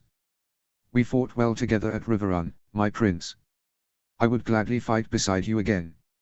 Very well, Jon replied, letting out a deep breath. You three will take the Red Keep. Garlan, Oren and I shall take the city with Lord Baratheon. And Joffrey. Oberyn whispered, his voice pitched low, clearly keen they were not overheard. I do not wish to be the one to say it, but all I have heard of the boy is that he is cruel and mad. Forgive me for saying it, but he is another Aerys in the making. He cannot be allowed to live. I balk at the idea of killing a child, but Joffrey is nearly a man. I cannot have a boy killed simply based on rumor. He has not yet done anything except defend the throne he believes is his by rights. Perhaps when the Kingslayer admits what he is, the boy will do something to give us cause, but until then I cannot act. Jon is right, Viserys interjected. We cannot retake the throne by killing him, not unless he has done something truly awful. If all we have heard is true, then he will do something eventually. We simply need to wait until that moment. Oberyn nodded and then moved slightly, putting his weight on the leg behind him. His eyes flicked up to the sky above them. He was in the exact same position as Garlan, and Robb had to hide a smile at the sight. My nephew, Quentyn, is to wed Lady Desmara Redwyne, Oberyn said after a slight pause. As you know, it was Lady Olenna's demand that he stays in Highgarden to ensure Dornish loyalty during this war. I think it may be wise, once we have the city, to consider how else we might tie Dorne to the Seven Kingdoms once again, a match that is more beneficial, perhaps. I suppose you have a candidate in mind. Oberyn's eyes flicked down from the sky and toward Robb. A topic for discussion tomorrow. He grimaced, knowing instinctively who Oberyn might be referring to and hoping it was not the case. I would welcome that, Jon said, glancing toward Robb and then back to Oberyn so quickly that Robb couldn't help but hope no one would have seen it but him. But, as you say, my prince, a topic for discussion tomorrow. There was a brief beat of silence and then Jon said, I wonder whether my brother and I might have a moment alone with my uncle. Oberyn, Garlan and Oren bowed or inclined their heads and them ambled back toward the encampment, talking in hushed undertones. Robb watched them go for a moment and then turned his attention back to his brother. I have already spoken to Lord Baratheon and father on this matter, but I wish to speak to you both as well. Should the worst happen tomorrow, I wish for you to know my plans. Viserys, you must marry Lady Shireen. A child born of your union will wed a child of Robb and Margaery's. You know this already, but there is more. Tommen, once he is of age, is to wed Lyanna Mormont. Myrcella? He asked. You must have a match in mind for her. Monterys, Jon murmured. They are of a similar age. From what I have seen, he is a good and kind boy. House Velaryon are loyal, and I would keep Myrcella close. To stop any possible Lannister action, Viserys said shortly. It is a wise move. Although Lord Montfort may take it as a slight given her birth. He nodded, eyes fixed on Jon, who was watching them both carefully. Viserys is right, brother. Although it is a mark of your trust in House Velaryon, it could be perceived as a slight. I had hoped that by naming Oren true, it would mitigate any slight. Truly. Of course, Jon replied, turning slightly toward Viserys. There was a long pause where Viserys and Jon watched each other and, for the first time when it was just the three of them together, Robb felt slightly like he did not belong. There was something passing between Jon and Viserys that Robb would probably never understand and, if he was honest, he was not sure he wanted to. 300 AC Jon Snow. Viserys and his men had left long before daybreak. He tried not to worry about his uncle, but he could not help but fret. He stood for hours at the edge of the encampment by Winter and Aerion after Viserys, Robb and the others had left, wondering if he had made a huge mistake in allowing his uncle to lead the men. He knew his uncle still felt like he had to prove himself. He knew why Viserys felt he had to prove himself, but as far as Jon and much of the army was concerned, Viserys had proved himself 1,000-fold already. He had bitten his tongue though and held back his frustration when his uncle had volunteered to lead the men, knowing that it would do him no favors with his uncle if he voiced his disagreement. Still, he was glad that Robb, Oberyn, Sir Davos had gone with Viserys. Despite his concern over Dorne, he knew that Oberyn was fond of both Robb and Viserys and would keep an eye on them and have their back should it be required. He sighed. Their argument, hours before, still echoed in his mind and it worried Jon more than anything else. He did not want Viserys to make a mistake, because he was distracted by their argument, or do something foolish to try and prove himself, and get himself killed. He had to trust his uncle though. And he could not dwell on it. Not now. There would be more time to talk later. Your Grace. Garland he greeted, turning slightly to beckon the other man closer. I had thought you would aim to get some sleep. I never sleep before a battle, Garland replied. I find I am restless. You are not the only one. He gestured to the encampment nearby where, despite daybreak still being well over an hour away, the men were beginning to stir and get ready for the battle. More men than he would normally expect to be awake at such an hour. He turned back to Garland. Have you given any thought to what you will do when I sit on the throne? I will return to my wife, Garland replied. I have missed her. And if I asked that you stay in King's Landing for a time, I would say yes. But you would be displeased, he finished. When Garland opened his mouth to refute his words, he smiled wanly and held up a hand to silence his protests. I would likewise be displeased, were I wed and had not seen my wife in moons. Still, I would ask that you stay for a time. Winning a war is the easy part, it is the ruling that is the hard part, and I will have no Kingsguard, for I would not keep any that had served Robert Baratheon or Joffrey.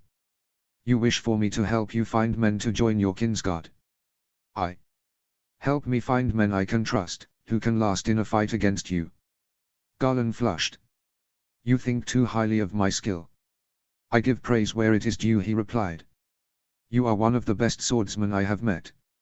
If I am to rebuild the Kingsguard into something acceptable, I would have men who are at least halfway capable. In the meantime, I would have you and men you trust around me and my aunt and uncle if that is acceptable to you. He paused and then, when Garland still did not reply, and I would be more than content if your wife wished to join you. Then I shall stay. They shared a look and smiled at each other. Spending more time with Garland, as he had done this last week, made it easy for Jon to see how Viserys had come to form such a close bond with the man. He had not spent much time with him before he had left for Dragonstone, but since his return to his army he had tried to spend as much time as possible with his brother and with Viserys, and that by necessity meant he spent time with Garland. It was interesting, he could not help but think that the two men Viserys was closest to could be so different. Garland Tyrell and Oren Waters were night and day.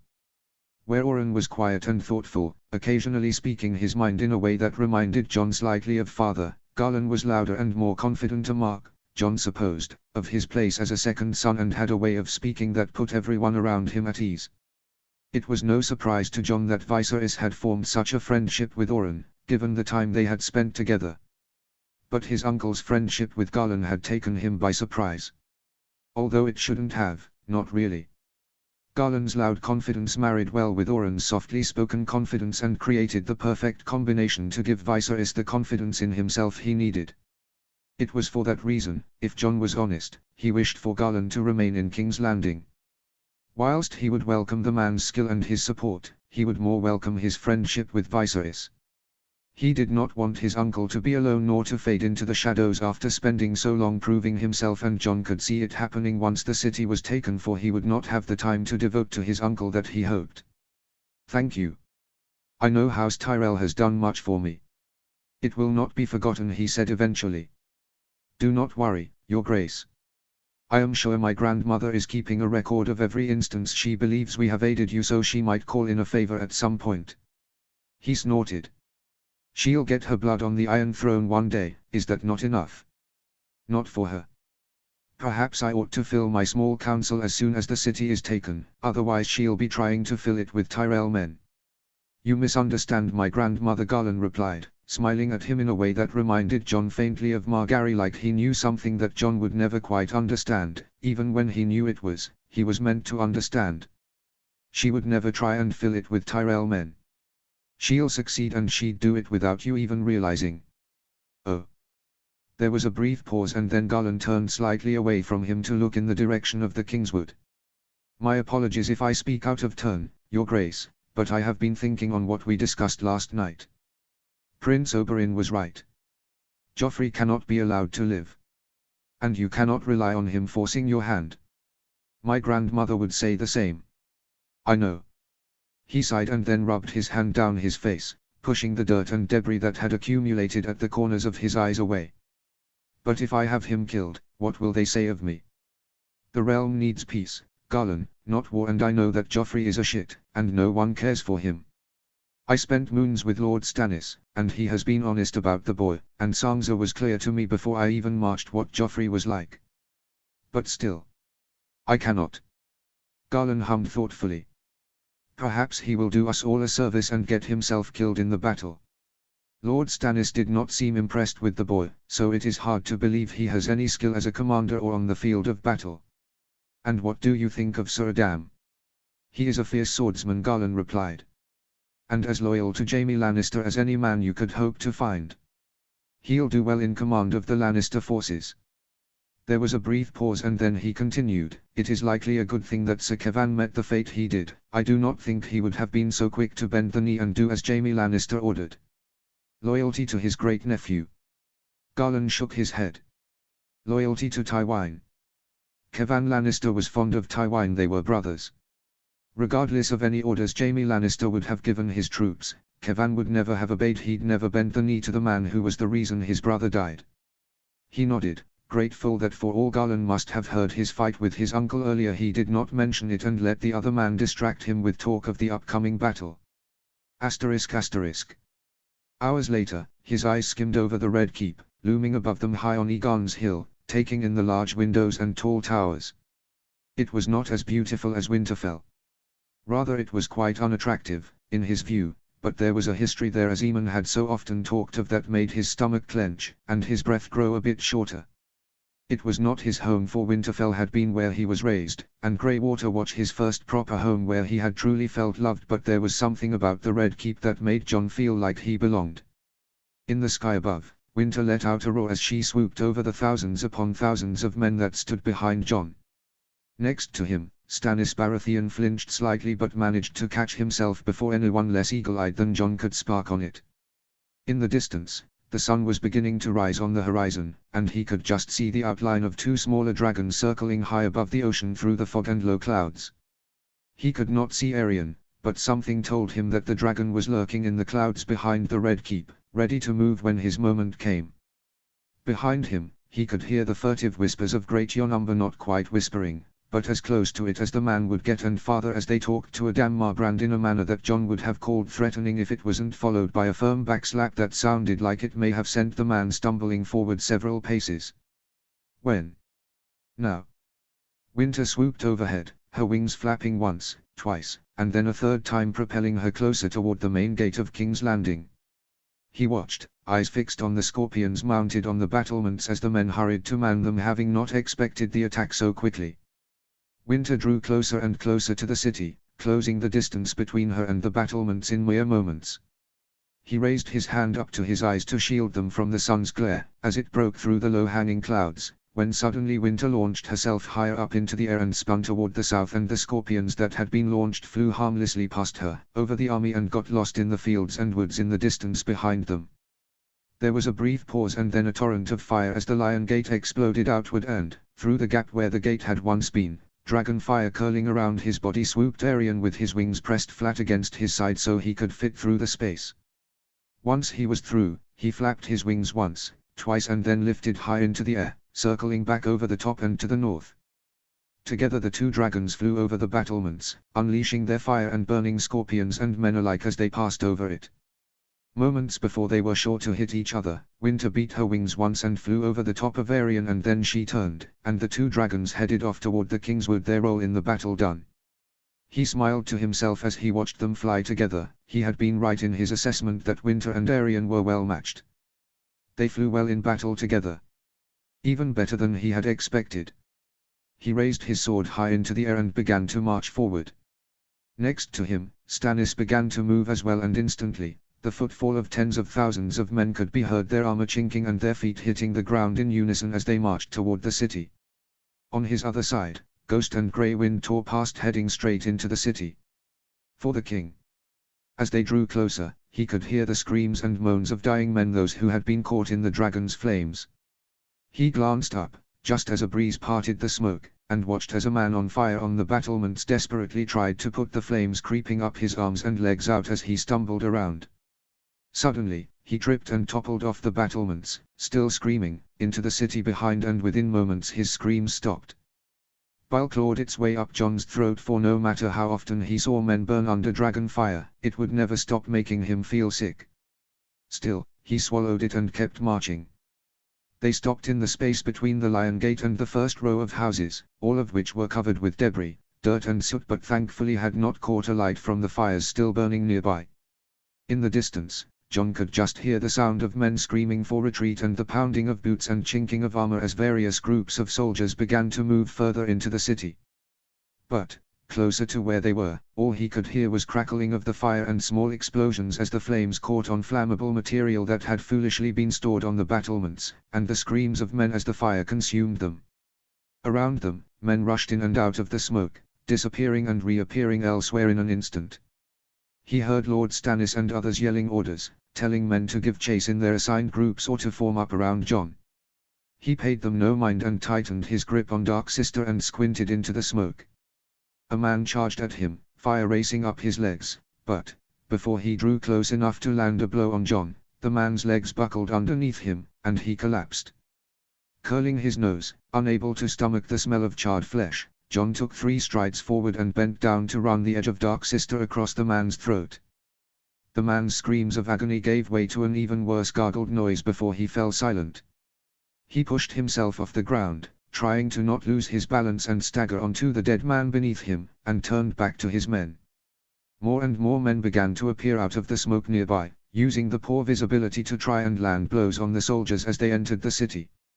"Form up!" he roared. A blade swung across his vision, and he ducked instinctively, spinning as he did so before he rose and parried an incoming blow. His attacker was caught by surprise, and instantly he threw himself toward the other man, sending the man staggering backwards in surprise. He brought up Dark Sister in a wide arc, meeting the man's sword, and the 2 swords slid against each other for a moment. He pulled Dark Sister back, taking half a step back as he did so, and swung down again quickly. His sword swung cleanly through a gap in the other man's defenses and cut across his stomach, sending blood pouring out onto the ground below. His opponent dropped his sword and screamed in agony, but Jon was already swinging Dark Sister back around to take the man's head.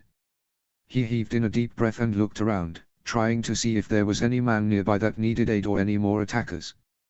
Yet he could see nothing through the smoke. But he could hear the clang of steel meeting steel, and the roar of his men as more and more forced their way into the city. In the distance, he thought he could just hear the sound of men screaming for their comrades to retreat, but the noise nearby was so great he could not be sure. He glanced around again as a gust of wind parted the smoke and realized that the city watchmen who had tried, at first, to fight had now retreated, and so relaxed his grip slightly on his sword. Nearby he caught sight of Sir Adam, Greatjon and Lord Stannis and hastened over to them. "Any dead?" "None of ours, Your Grace. Only a few dared to attack after we realized what was happening." He nodded. A sharp tug on his bond with Winter let him know she was nearby, and then there was a roar overhead and a gust of wind displaced the remainder of the smoke for a few moments, allowing Jon to glance around. The smell that had been lingering just under his nose, easily ignored in the heat of a fight, suddenly hit him, as though being able to see the destruction of the battlements and courtyard made the smell so much more potent. He squashed down the bile clawing up his throat again and closed his eyes for a moment to try and control himself. Then he opened his eyes again and watched as nearby a family darted out from their house when sparks from the nearby fire on the battlements landed on their house. More and more men were pouring into the courtyard now, and, finally, he caught sight of the 2 men he had hoped to see. In the distance, he caught sight of a flash of white and grey wind and ghost, and cast a quick thanks to the gods that the 2 had stayed close. "Lord Karstark, Lord Tarly, see to it that the fires are extinguished and that any small folk nearby are safe. Have any injured taken to the encampment and treated?" he called, finally lowering his sword completely. "Yes, Your Grace." The 2 men vanished into the smoke, with soldiers nearby vanishing with them. He turned back around and watched as more and more of his army entered the city, branching off and heading down different streets in small and medium-sized groups led by various lords. A hand clapped him on the shoulder and squeezed tightly before it let go, and he turned slightly to see father stride off toward the battlements, to take the wall as it wended south, with dozens of northern soldiers and Westerland's men following behind him. He watched them go for a moment, unable to deny that of all the troops in his army it was the northern army more rabble-like than the others, not marching in time and with a mismatch of weapons and with thick furs still on them that made the hair on the back of his neck stand up. He did not doubt the loyalty of any of the men in his army, not anymore at least, but he knew that of all of them it was the loyalty of the North that would never waver, and it was the Northmen that would fight hardest for him. Once father was out of sight, he turned back around to Lord Stannis. They would separate here, Stannis taking his brother, Loras Tyrell and several dozen other soldiers with him along the battlements that went north from their current position to secure the wall, whilst Jon took the main street up to the Red Keep. Stannis took half a step toward Jon and then seemed to think better of it. "I wish you good fortune, your grace. And you, Lord Hand." There was pause, and then Stannis inclined his head. Then he spun on the spot and roared, "With me." Instantly, he was lost in a swell of dozens of soldiers that followed him up toward the battlements. "With me, Great Jon. Sir Adam," he yelled, and then he began to stride up the widest street, toward the Red Keep. He heard them roaring for their men to follow him, and soon could hear the chink of armor and heavy breathing of men as they swarmed around him. No one walked ahead of him, but he felt Great Jon fall in on one side, the man's huge form impossible to ignore, and a Lannister soldier in red and gold fall in on the other side. They walked quickly for an age, heading straight down the road. As they walked, he could hear Sir Adam, Great Jon, Eddard Karstark giving orders to the Lannister and Northern men with him, telling them to split off and search buildings to make sure no troops would catch them unawares. Every now and then the chink of armor would lessen slightly, indicating men had split off, before it rose again, indicating men had returned. Suddenly a soldier darted out from a narrow alley between two houses and turned toward Jon and the men behind him. The man froze, and then, even though he was completely alone, he raised his sword and took a step toward Jon. "Stand down," Aaron called a voice from behind him. "Sir Jaime has bent the knee. There is no fight to be had here. Stand down." Jon watched as the soldier in front of him wavered for a moment before he lowered his sword. "Sir Adam." "Come, Aaron, fight with my men. We cannot leave you here," Sir Adam said. There was a brief pause, and then Jon could hear boots on the cobbles, just discernible over the chinking of armor, as various groups of soldiers marched up and down streets nearby, and the dragons roared in the distance, and Sir Adam appeared at Jon's left and continued, "You cannot stay here. Others may not take kindly to a Lannister soldier alone in the midst of the sack." Under his helm, the soldier's eyes flicked from Adam to Jon. He sighed and inclined his head, and the soldier heaved out a deep breath and then nodded and moved to the side. "Any others down there?" he asked as he passed. Aaron shook his head. "They fled back to the Red Keep." "Any traps you know of? Anything we should be aware of?" "No. We'll take your head, man, if we catch you in a lie," Great Jon boomed. "I would tell if I did. I'm coming with you, aren't I?" Great Jon grumbled under his breath as they moved past the man, but Jon ignored him, and together the group pressed on. The winding streets were easy to get lost in if one did not know where to go. They cut across each other, doubled back and got narrower before they widened again. Not for the first time, Jon was grateful for Viserys' persuasion of Jaime Lannister to his cause, for the Lannister soldiers with him seemed to know instinctively where to go, as he had claimed they would. "Stick close," Sir Adam said loudly. Instantly the men nearby moved closer to Jon, but he did not react, and together they pressed on. "By the tavern, your grace." "Turn away from the tavern toward the keep." He stopped running and glanced around them, eyes flicking across the various streets and alleyways, slightly impressed by how well the Lannister bannermen knew the route. Next to him, Great Jon heaved out a deep breath, clearly starting to fatigue, and then slapped him on the back, sending Jon stumbling forward slightly. He grimaced as a hand shot out Sir Adam's, he thought, and steadied him. He kept going, eyes flicking back and forth under his helm, watching the side alleys and the houses to make sure he would not be caught unawares. The chinking of armor behind him continued to rise and fall as men darted off to check houses and then rejoined his forces. When he caught sight of the tavern sign above him, he turned left, following the instructions, and headed down a wider road.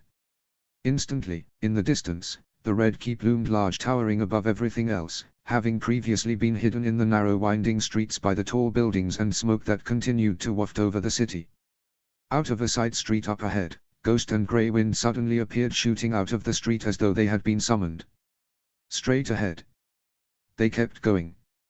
As he drew closer to the Red Keep and began his climb up Agents Hill, Grey Wind and Ghost fell in beside him, and the sound of shouts from his forces in King's Landing became less easy to discern. Instead of clear voices and being able to tell who was yelling orders and how close they were, he could only hear indistinguishable yells that bled into each other. When he crested the hill and was finally able to see what awaited him at the top, he froze. Spread across the road, with their swords drawn and wearing heavy armor, were nearly 100 men. City Watch Sir Adam breathed quietly. "May I?" He nodded, and instantly Sir Adam was striding forward. "Stand down. Sir Jaime has bent the knee to House Targaryen and the city has fallen. If you fight, you will die," he called. "Fuck you." Jon raised an eyebrow and watched as Sir Adam turned toward him and shrugged slightly, one heavily armored shoulder moving up as if to share Jon's frustration. He sighed and then began to walk forward, flexing his fingers around the pommel of Dark Sister as he did so. Even nearly 2 years after he had first held the weapon, it still felt strangely light in his hand. Behind him, he could hear the chink of armor again that told him the dozens of men who had come with him were still marching. Once he grew close to Sir Adam, the other man fell into position on his right whilst Ghost and Grey Wind remained on his left. "Shields!" Sir Adam roared. He ducked toward Sir Adam and took cover under his shield as he heard Grey Wind let loose an angry howl and watched them dart out of the way. The shield was not quite wide enough to cover the both of them, but it did not matter, for the arrows bounced harmless off it anyway. He strained his ears, trying to hear if any of the men with him had been hit, but he could not hear anything to suggest they had. Suddenly, screams split the air, followed by an almighty roar. He chanced a glance up and watched as the black and red dragon of Daenerys Balerion shot over the top of the battlements, letting loose a torrent of black and red flames that enveloped the archers on there. He was followed closely by Jaerion, who let loose his own flames before he spun off toward the city below them. Now, he broke away from Sir Adam and began to run up the last few meters of Aegon's Hill closer toward the Red Keep. Ghost and Grey Wind reappeared and ran alongside him before they began to pull away, their strides easily eclipsing his and his men. The men at the top of the hill did not move other than to flinch away from the flames. Some of them seemed ready to run, but they did not, and Jon could not help but admire their bravery. He met the closest soldier with a swing of Dark Sister which the man only just managed to parry in time. The other man staggered backwards, and the blades slipped against each other. He took a step forward, wrenching Dark Sister away, and then twisted as he swung the sword back down. The other man parried again, taking a step back as he did so, and Jon followed him and took half a step forward. Suddenly, another sword slashed down close enough that he could feel it whoosh past his ear. Had he not moved, he would have been hit.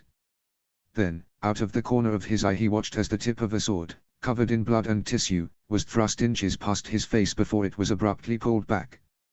He flinched, without meaning to, but tried to keep his eyes on the man he was fighting, knowing that someone had killed the man who had swung at him.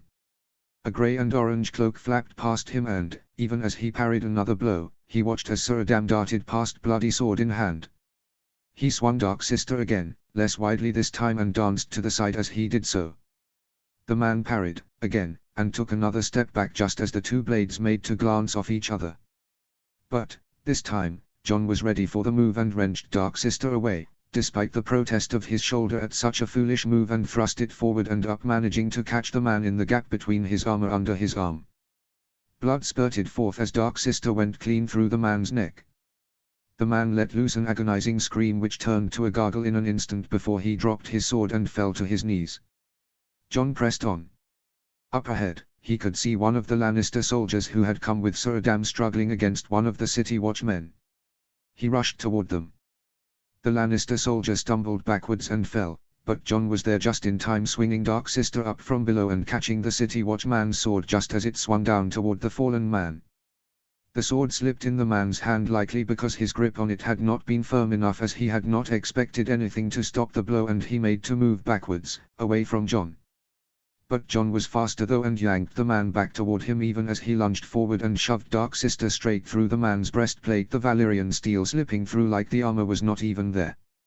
He turned away before the city watchman had hit the floor and thrust his free hand out toward the Lannister soldier, who took it gratefully and staggered to his feet. Above them, another roar split the air, and he glanced up to watch as Balerion swept over the battlements again and more flames spewed out of his mouth. "Your Grace." He spun just in time, lifting Dark Sister up as he did so and parried the blow even as he moved try and give the man who had attacked a smaller target to hit. As he turned, his eyes flashed over the hill taking in the dozens of fallen soldiers, and the Lannister soldier next to him locked in a fight with another city watchman before he wrenched them back to his opponent. They clashed again and again before, eventually, Jon was able to spot a chink in the man's defenses, and he swung Dark Sister clean across the gap between the man's helm and his armor. Blood spurted out and the man dropped his sword as he fell to his knees. To the north. He spun, raising his sword again and watched as more soldiers began to appear from around the side of the Red Keep. He grimaced but spared a quick thanks to the old gods that these soldiers had not appeared moments before, otherwise he and his men would have been trapped and overwhelmed. But these new arrivals were not as well armed or armored. "Sell swords. For the king."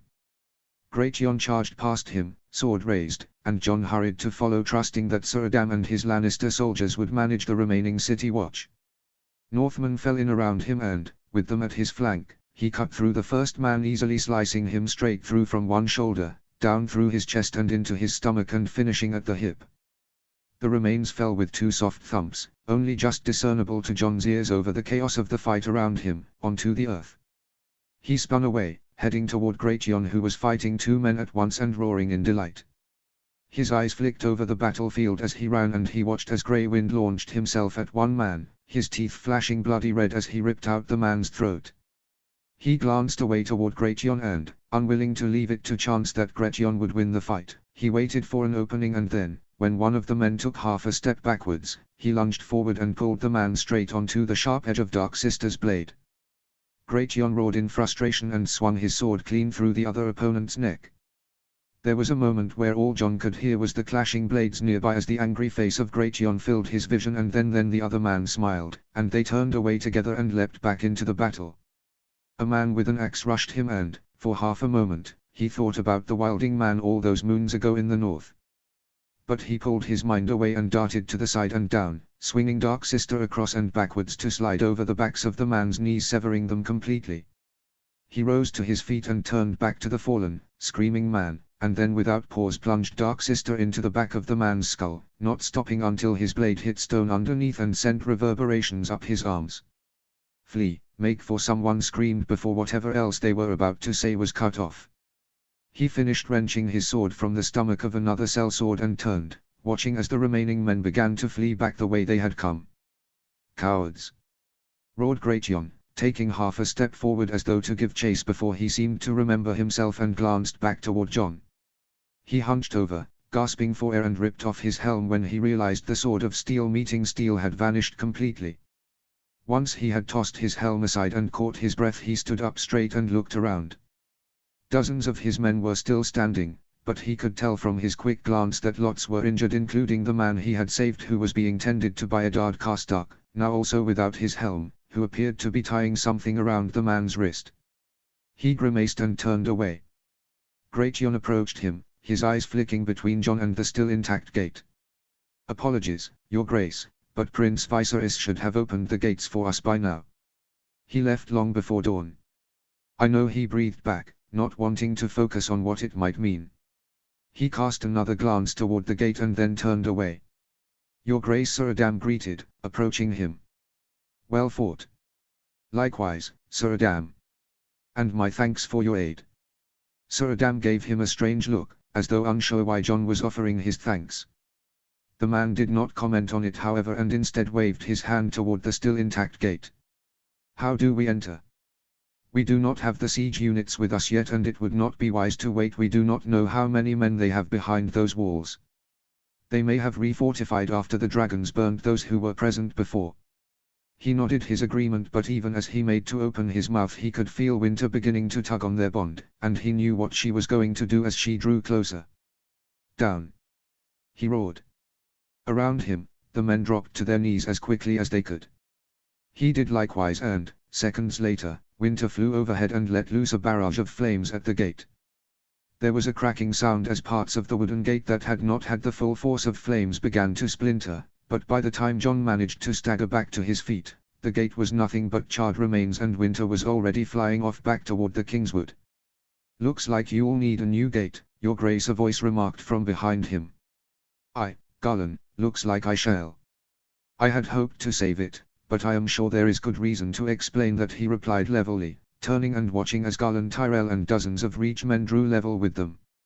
He cast an appraising eye over them, taking in their sweat-drenched faces and the scuff marks on their armor. Garland met his eyes and jerked his head once in understand, and so John pressed on. "How went your route?" "Bloody.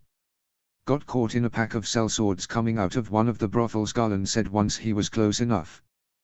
There was a brief pause and then the man dropped his voice and said, "Lord Grafton is dead. Lord Sawin is injured. I sent men to take Lord Grafton's body to the encampment along with Lord Sawin. He was not happy, but he was no good in a fight. I saw your father and Lord Baratheon, they should be here shortly." He nodded, trying to force down the guilt that Lord Grafton had died in what they had thought would be an easy conquest. The men around them formed up, and as the two groups merged their numbers swelled to just under 50. Together they marched forward until they passed through the remainder of the gates with their swords held high. But they needn't have, for despite their fears, the courtyard was empty of city watchmen. Yet, his uncle and brother were also not here. They should be here. Or there should be evidence they were. "I had hoped they had gone into the Red Keep if they had not opened the gate," he whispered, eyes flicking around the courtyard, desperate to find evidence that his uncle and brother had been there at some point. "Perhaps your uncle was delayed," Garland murmured. "Lord Varys said it was a treacherous journey." He did not speak and instead scanned the courtyard. The room that Varys had pointed to being the one where Viserys and his men should climb through the window was furthest away, and although he longed to race to it, he knew he could not, for they could not be certain that there were not enemies lurking behind the doors between him and the storeroom, and he had no wish to be surrounded. "Your Grace." Gratian rumbled. There was a chinking noise and John realized Gratian was shifting from foot to foot, uncomfortable with their exposed position. "We move together," he said softly, trying to ensure his men could hear, but no one listening from any of the rooms could. "Take each room at a time. Lord Garland, you and your men will guard our rear. Gratian, Sir Adam, with me." And so they began, starting with the closest door to them. Gratian wrenched it open, and Adam Marbrand entered first, yelling at anyone who might be inside to stand down, that the battle was won and no blood need to be shed. Yet, there was no one there. 3 more doors they entered, 2 storerooms and an armory. Yet, they found no one. "Something is wrong." He glanced toward Adam Marbrand. "Sir Adam." "I agree," Eddard Karstark murmured from behind him. "This feels wrong. We should wait for more men to arrive, Your Grace," Sir Adam continued, moving to stand next to John but not lowering his sword as his eyes swept the courtyard. "I believe every door off this courtyard will be empty behind it. If I am right, they are garrisoned in the inner courtyard. It is harder to take, smaller, and with an incline we would need to fight our way up." Eddard agreed. "I do not think we should open more doors and leave ourselves too exposed. Best to fortify near the gate." He nodded in acceptance. "Then we wait." He glanced toward the far door that he expected his uncle to appear from, but it did not open. He sighed and then he and his men began to back away, back toward the main gate, keeping their eyes locked on the huge door that would lead into the Red Keep and their swords raised high. Minutes slipped past as, eventually, more and more men began to arrive and entered the courtyard, spreading out along the walls. He watched as Mage Mormont headed toward the south and Andor Royce headed north. John heaved out a breath he didn't realize he had been holding as First Father appeared, and then Stannis and then countless others all signaling to their soldiers to take the perimeter or battlements. He glanced toward the door again, hoping that his uncle would appear, and paused. The ground seemed to be moving slightly, bowing inwards as green smoke crept up between gaps in the stone slabs. "Down," he roared, flinging himself to the floor and pulling Sir Adam down with him out of instinct. They slammed to the floor with a heavy thud just as the air above them exploded in green fire. He glanced up, from where his cheek was pressed against the stone floor, to see green flames roaring above them, raging higher and higher until he could see nothing but fire. In the distance he could hear Winter let loose a terrified roar, and nearby, the sound of a direwolf screaming in pain along with countless cries from men and women before they were all suddenly silenced.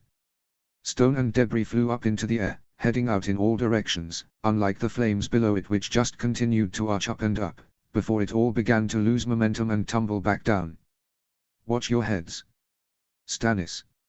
He let go from where his hands had still been wrapped around Sir Adam and flung them over his head, pressing his head further down against the stone floor he was laying on.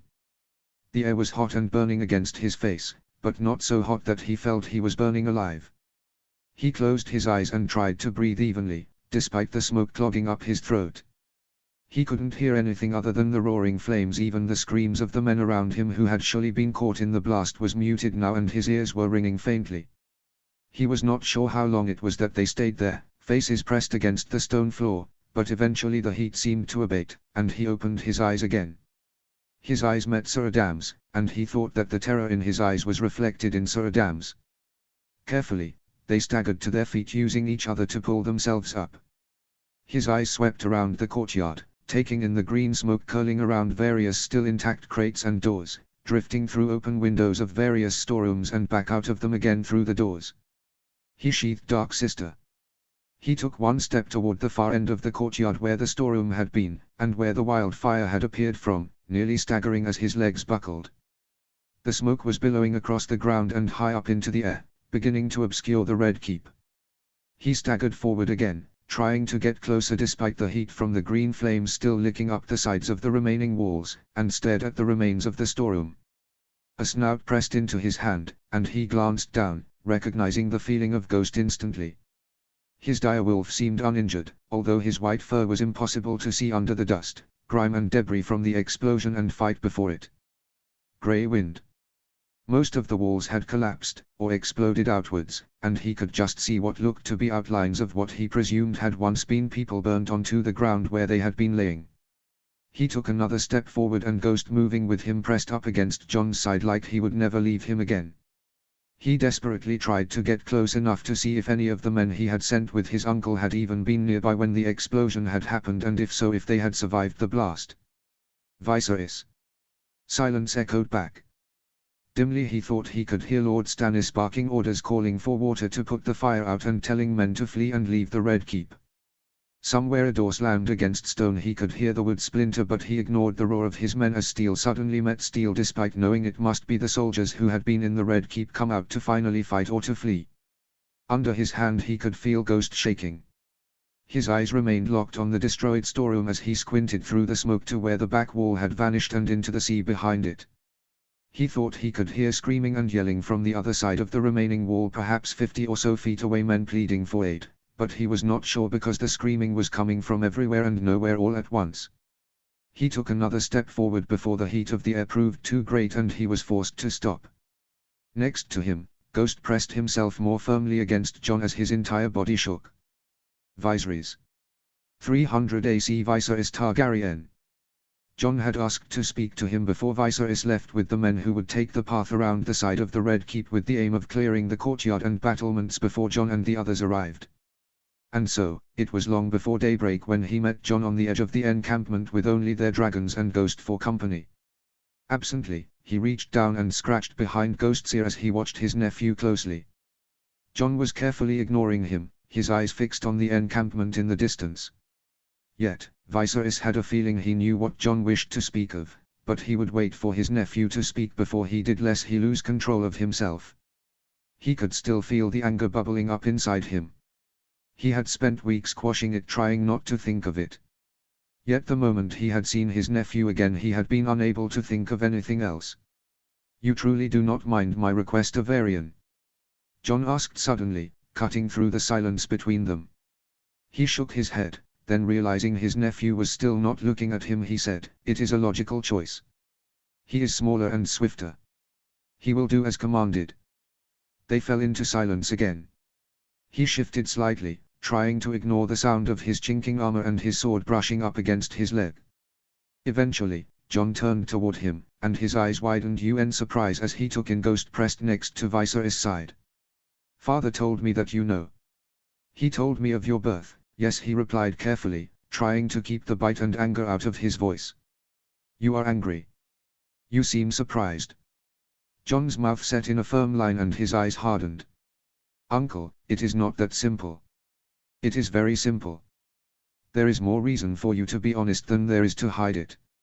You are being a coward, nephew. You are ashamed of House Targaryen. Ashamed to be one of us. I thought better of you. That is not fair. You cannot call me a coward for trying to keep the peace. Ever since I have met you, I have tried to prove myself to you. To prove to myself that I could respect you. But how am I to respect you when you are a coward? When you are so afraid of who you are? Of your birth? Your shame is my shame. I am not ashamed. Yes, you are, he replied. You know as I do that whilst the Dornish may bristle with rage, they will not act. They cannot act. The only true reason you have for not telling anyone of this is because you are ashamed and you are condemning Dany for it. Jon was silent for a moment. You must understand what this would mean. If it was not rape, then Rhaegar set Elia aside for my mother. How can I not find shame in that? You are not responsible for their choices. No more than Dany is responsible for the choices Aerys made.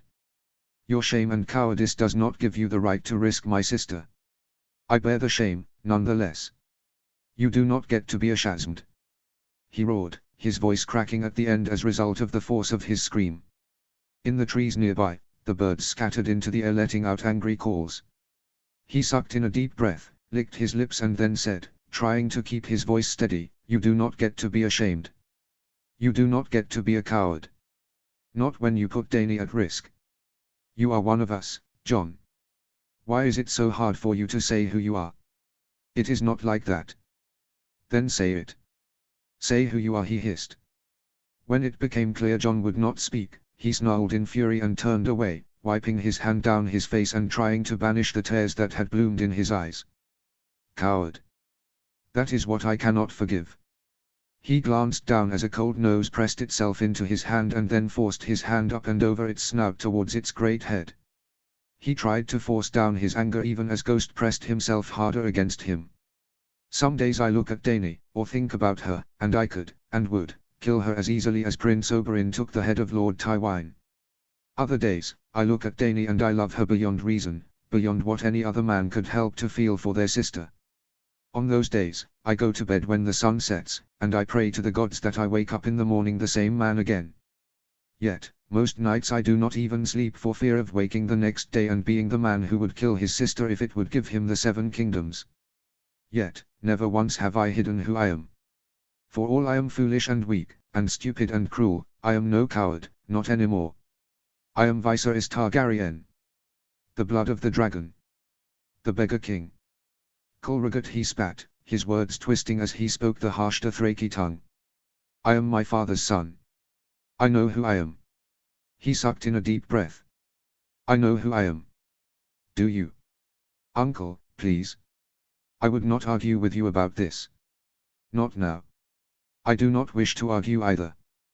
But by the time the sun sets tonight you will be king, and you must tell them who you are. For Dany and for House Targaryen. How can we keep her safe when you place her at risk, and how can we claim the throne as House Targaryen when you will not even acknowledge your birth? In the eyes of many, your claim is weak, and you risk us all for it. Why must your family suffer, and be at risk, for your cowardice? Jon did not reply and instead stared at him with a peculiar expression on his face. Behind him, Winter watched them both carefully, her white eyes fixed on them both and her lips curled back over her teeth in a silent snarl. For half a moment Viserys half expected his nephew to utter the words that he had thought about uttering himself 1,000 times, but Jon did not. Instead, Jon seemed to deflate in front of his eyes and ran a hand down his face as he closed his eyes. Viserys sighed. I wish you good fortune, nephew, he said, making to turn away from his nephew. Instantly, a hand snapped out and grabbed his wrist. He froze, glanced down at the hand that was clamped around him, and then turned slightly toward Jon. There was a brief pause when their eyes met, and then his nephew pulled him back toward him, and into a firm embrace, clapping his arms around Viserys' back and holding him close. He smelled like ash and sweat and blood. Yet, for all that the smell made Viserys' lip curl and his anger at Jon was still rippling through him, making him want to scream and burn the world around them, he wrapped his arms back around his nephew and closed his eyes. Be safe, uncle. Asterisk asterisk. He could feel Arion tugging on him through their bond. His dragon's anger and frustration intermingling with Viserys' own until he was not quite sure where Arion's anger finished and his own began. There was hurt and pain mingled in there as well, for Arion was devastated, and hurt. He was not allowed to come with Viserys. Yet, this time, unlike before, Viserys refused to bow down. He had been clear in the orders he had given his dragon, and he knew that, despite his fury, Arion would obey. Arion would stay with Winter above the Kingswood and well out of the range of the Scorpions on the battlements at least once he had done his duty in securing entry to the city. As Varys had said, the path was treacherous. In the early morning light, it was even more so, Viserys thought. Several times he had slipped, and it was only Oberyn Martell's steadying hand behind him that had stopped him toppling off the edge of the ledge. He was not the only one. They had already lost one man. He glanced down at the rock beneath his feet and watched as a bit more crumbled away. The path was only just wide enough for one man to pass, and even more of it was crumbling away as more weight was put onto it as the group of men ahead of him and behind him marched. He nearly tripped over a piece of rock and hastily turned his attention back to the path ahead of him. His gaze caught on Sir Davos, at the front, with no armor, and he felt a moment of frustration seep through him. He should have gone without armor as well. Sir Davos had refused anything other than boiled leathers, claiming that it would impede his movement, and he was no fighter anyway, and armor would not make any difference if he found himself facing a Lannister soldier. Viserys had scoffed, thinking that armor would stop a sword. Yet, as he watched Sir Davos navigate the treacherous path on steady feet, he knew he had made a mistake.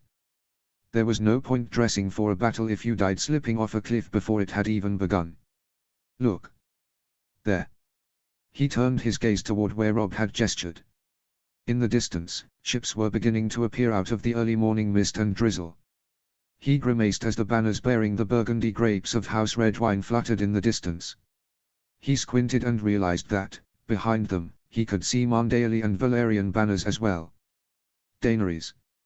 She'll be fine, Robb said, his voice quieter now. She had 2 dragons and over 100 ships manned with sailors who are no stranger to battle. Plus, she has Theon and Wendell Mandaean. I rather think her odds are better than ours. Dany would like you, he said a few moments later, as they continued to advance up the path. He glanced up, taking in the high walls above them. As best he could tell, they were nearly halfway toward the Red Keep. She has long liked people who say what they think. Robb glanced over his shoulder and gave him a small smile. You speak fondly of her. He did not reply for a moment and instead glanced back toward the sea. Dany is special. As all sisters are, a voice remarked from behind them. Viserys wobbled for a moment but managed not to topple too much at his surprise at Oberyn's sudden intrusion into their conversation. There is nothing in this world more precious than a sister. There was another moment of silence and then Oberyn continued, my brother once said that no matter how much we hate them, we still love them.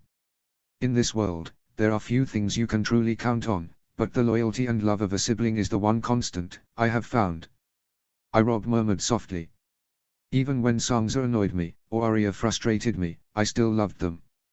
He did not speak, his mind taking him back to only a little under 2 years before, when he had sold Daenerys to Drogo in exchange for an army. He was certain he had not loved Dany then, not for a long time. And then he had again. He could remember thinking of Dany and hating her, of wishing her dead, of wishing worse than death on her, and suddenly, that very thing being mere seconds away from happening, and being so terrified of losing her that he had intervened. He loved her now, he was sure, even when he hated her. He was spared from answering by the roar of 2 dragons as they swooped overhead. By the gods! Ahead, the Kingslayer had flinched so hard that he had nearly toppled off the side of the cliff. He hid a vicious grin and glanced up toward Jaerion and Balerion, hundreds of feet above them and heading south towards the Kingswood where Winter and Arion were swooping. Incredible. They are, aren't they? He replied. Behind him, he could see the sound of the men behind Oberyn trying to jostle him to begin walking again, for he had stopped and was staring at the dragons with wonderment in his eyes, despite having spent moons already with Arion. Viserys pressed on, keeping close to Robb and putting out a hand to brace himself against the wall as the path grew narrower. Listen, Robb breathed suddenly. He paused and cocked his head to the side. Then he heard it, the sound of steel against steel and yelling. They are drawing closer to the Red Keep. Up ahead, he could see Sir Davos speeding up and, behind him, other men began to do likewise. They needed to be there before the soldiers with Jon arrived. They had to open the gates to the Red Keep from the inside, otherwise they risked the dozens of city watchmen they judged would be inside having too much of an opportunity to rally and push Jon back. A yell behind him, followed by a long scream and then a sickening crunch made him flinch, but he did not turn around. He would not look. He had to stay focused. They were drawing closer now. He could make out pikes on the battlements. He froze. Not just pikes. Some had heads on. Some were rotted beyond recognition and, as far away as he was, he could not discern if they were man or woman, young or old. Some were fresh though. He looked away and focused on his feet and on Rob's back as they continued to move. The path got narrower still and he turned slightly so he was more sideways on. Varys had spoken true, the path was indeed treacherous. A bramble caught on his foot, and he tripped and staggered forward, teetering on the edge of the cliff edge for a moment before a hand shot out and hauled him back. "Best not to die like that," Prince Viserys Oberyn murmured. "Falling off a cliff is no way for a man to die, not unless it is because of a woman's doing." He nodded his thanks and pressed on. The path grew narrower still under him until he had no choice but to walk completely sideways with his back pressed flush against the wall.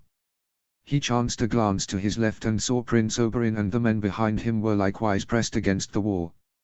As he watched, one of the men lost their balance and let out a scream that echoed around them as he plunged down into the black water rush. He froze and closed his eyes, pressing them tightly shut and trying to calm his breaths. "Stop." He swung his head to the right, toward the front of the forces he was with. Up ahead, the path had widened again, which meant the men at the front must be at the window that Varys had mentioned. He could still see Sir Davos, some distance away, but he seemed further away than he ought to be, as though a gap had opened up between him and the rest of the men. He cocked his head slightly to try and see what was going on, and then he realized that it was the Kingslayer, who had stopped, and whose eyes were fixed on one of the spikes high above. He put his hand out to Robb and, when Robb turned to look at him, he jerked his head slightly. Robb flattened himself against the wall of the Red Keep and Viserys carefully brushed past him, getting closer to the Kingslayer. His foot slipped once, but he regained his balance. Once he was close enough, Viserys followed the Kingslayer's gaze and flinched when his eyes alit on the mangled remains. The poor bastard's eyes were gone, leaving only sunken, empty holes in his face. He squinted and then wished he hadn't. This was not the work of the birds. The gouges around the eyes were too uniform and too deep. The man's mouth was twisted open in what had probably been a terrifying scream and, even decomposed as the head was, Viserys could not help but think whoever the man had been, he had suffered a horrible death. His face was nearly just bone, despite the head appearing relatively fresh. Starvation followed by torture. Lord Tyrion Oberyn murmured softly, just loud enough for Viserys to hear. "Sir Jaime's brother." He nodded in understanding, not turning his head toward where Robb and Oberyn stood and not trusting himself to speak. His tongue darted out and licked his lips, trying to moisten them. Eventually, when the seconds stretched past, he managed to croak out, "Were they close?" "I am not sure." He chanced a glance back toward Robb, trying not to shift his weight as he moved. Robb looked horrified and his mouth was pressed into a firm line as he stared fixedly at the head. From behind Robb someone roared, "Move, Kingslayer." The Kingslayer did not move. "Cursed is the Kingslayer," Oberyn said. "I suppose this solves the issue we discussed last night. Joffrey cannot be allowed to live after this. No matter what he believes Lord Tyrion did, he did not deserve that. And only the king has the power to do that. Did you know him?" Nearby, the clash of steel against steel had stopped. They needed to move, he knew that. But up ahead the Kingslayer was still not moving. "Not well," Oberyn admitted. There was a brief pause and then the rustling of a cloak and Oberyn shifted to stand a bit closer to Viserys, close enough he could feel the other man's breath on his neck and their shoulders were pressed up against each other. "Lord Tywin quite hated Lord Tyrion. I found that a good enough reason to quite like him. It had been a long time since I saw him last though." He opened his mouth to reply, but a rumbling nearby stopped him and so he shut his mouth again. He glanced around, trying to see if anyone else had noted the rumbling. Rob had, for his eyes were fixed in the distance as though the dragons had made it. It made sense, for it sounded slightly like the noises Arion made when he was displeased, deep and low, a reverberation that echoed around them. It was no dragon's rumble though, Viserys was sure. The ground shook. He paused for a moment, wonder if he was imagining what he thought he was feeling. Then, Rob turned around and their eyes locked as they shared a horrified look as the ground beneath them began to rumble. "Move!" he roared. He turned back toward the Kingslayer and the men ahead as they began to move. Behind him, he could hear Oberyn and Rob likewise moving. Up ahead, in front of the Kingslayer, Ser Davos was shouting orders, but Viserys could not hear what they were. Suddenly, everything around him exploded as a green light lit up the sky. There was a moment of silence, and then Viserys could only hear screaming as he was thrown high into the air and out to the side, flying off the edge of the cliffs and down into the black water rush. His eyes fixed on the point where he thought he had been standing moments before. Rock was falling around him, and the sky was lit up a vibrant green. But, on the ledge, he could see Rob being held back by Prince Oberyn, Rob's back pressed up against Oberyn's chest with both of Oberyn's hands splayed around Rob's stomach to hold him close whilst Oberyn's back was pressed flat against the remaining wall. His eyes flashed around, desperately taking in the rest of the people still on the ledge. He could not see Ser Davos nor the Kingslayer, nor countless others. He hit the water with a heavy thunk, his muscles and bones screamed in agony, and he screamed with them, swallowing a mouthful of dirty, salty water. He closed his eyes against the pain, losing sight of the ball of green flames burning above before he opened them again. As he sunk further down into the frigid water, he watched as more and more men joined him, their splashes sending up waves of salty water into the air. In the sky above, smoke billowed out and green flames loomed high into the sky. His lungs hurt. "I don't want to die." No. His lungs burned. It was agony. Like nothing he had ever felt before. "Jon." He flailed as the sky above began to grow darker as he sunk further into the black water rush, desperately trying to pull his armor off himself. But he couldn't. He couldn't. It was too tight. He let out a silent scream of frustration, keeping his mouth closed so he didn't swallow any more water. He tried again to release his armor, but he couldn't see what he was doing. Finally, he managed to get parts of it off, but he was still sinking. In the sky above he could still see the green flames looming larger and larger and, amongst them, a flash of bronze and then a roar that he could not hear but he could feel in his chest. Arion. The force of the black water rush was pushing against him, forcing him further toward the sea even as he sunk. He tried again to remove more of his armor, but it was no good. He could not. His lungs burned even more, and he finally gasped and swallowed a mouthful of salty water. His eyes began to close as he lost energy and air. Dany. Chapter 36, Price. Chapter text. Chapter summary: A life is still a life, no matter how little of it is left to be lived. Notes: Aemon's first POV happens before Davos, but to make it easier to read I've kept all Aemon's POVs together instead of separating them out. To confirm the deaths: Mage, Greatjon, Sir Jaime, Eddard Karstark, Ned Stark, Tyrion Lannister and Grey Wind. The deaths are all hinted to below, but to save on answering questions in the comments I wanted to confirm here. Next chapter, our timeline evens out.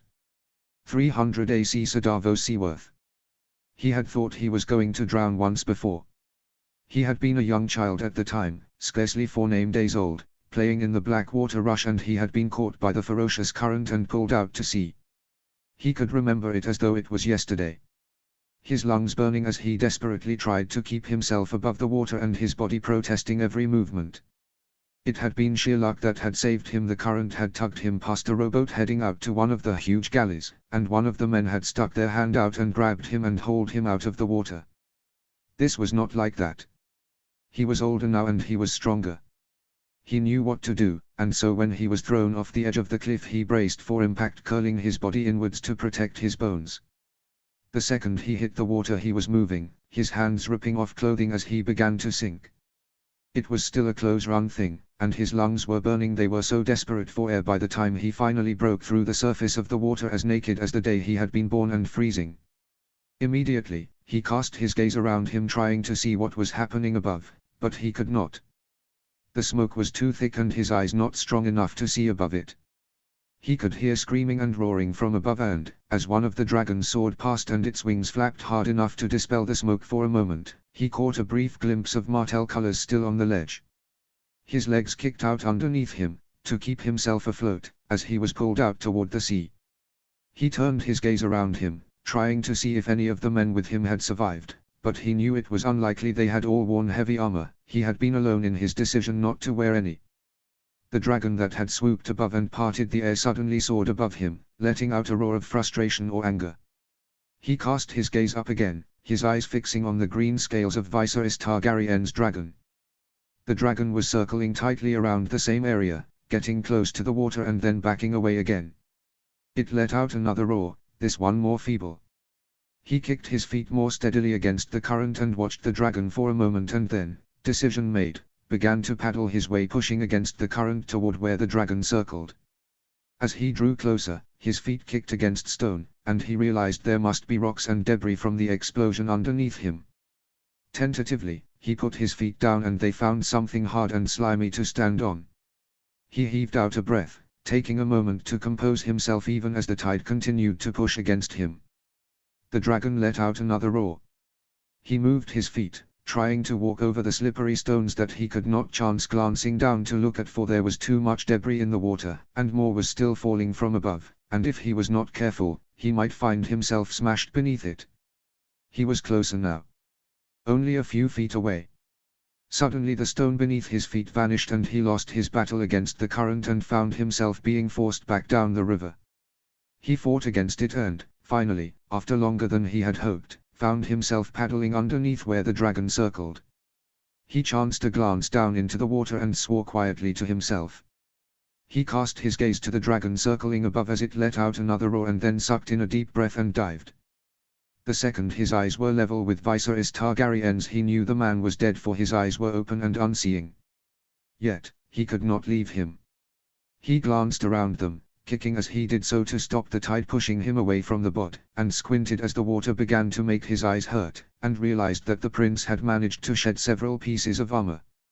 His lungs began to burn, and he forced himself back above the water. He sucked in another breath and dived, heading straight towards Viserys' shoulders and undoing the buckles on the armor.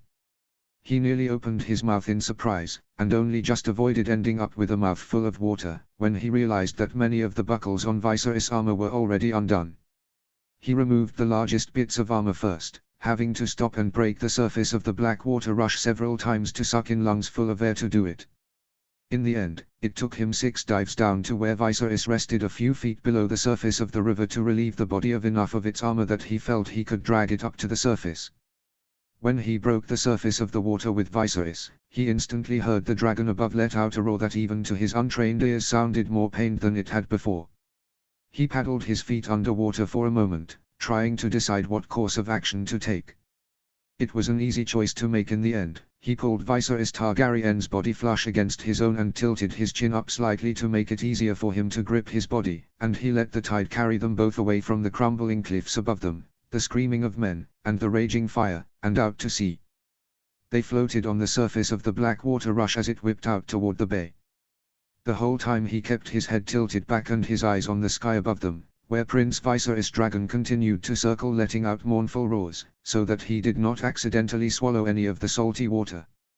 It was only when he heard the yells and screams from men nearby that he chanced moving. He stopped his feet from kicking and let them sink slightly, which in turn forced his body upwards. Nearby he could see rowboats heading into shore, all of them carrying easily 24 men. He moved slightly, twisting one arm more tightly around Viserys and then raising his other hand as high as he could. It took him several attempts to choke out the words, and more than one of those times he ended up with a mouthful of salty water instead, but eventually he managed to scream, "Here!" There was a long silence, made even longer by the biting cold sea and the dead weight of Viserys weighing him down, and then he heard a voice roar, "There, men! Survivors! 300 AC Aemon Targaryen!" He had been certain, moons before Jon Snow had even arrived at Castle Black, that he would not live to see the next winter. He had been an old man for what felt like so long, even years ago when he had first heard that Egg had died. His bones had already begun to pain him, and when Jaehaerys had died he had feared that he had been about to lose his sight, that it was hard not to have spent years feeling like death was breathing down his neck, waiting for him.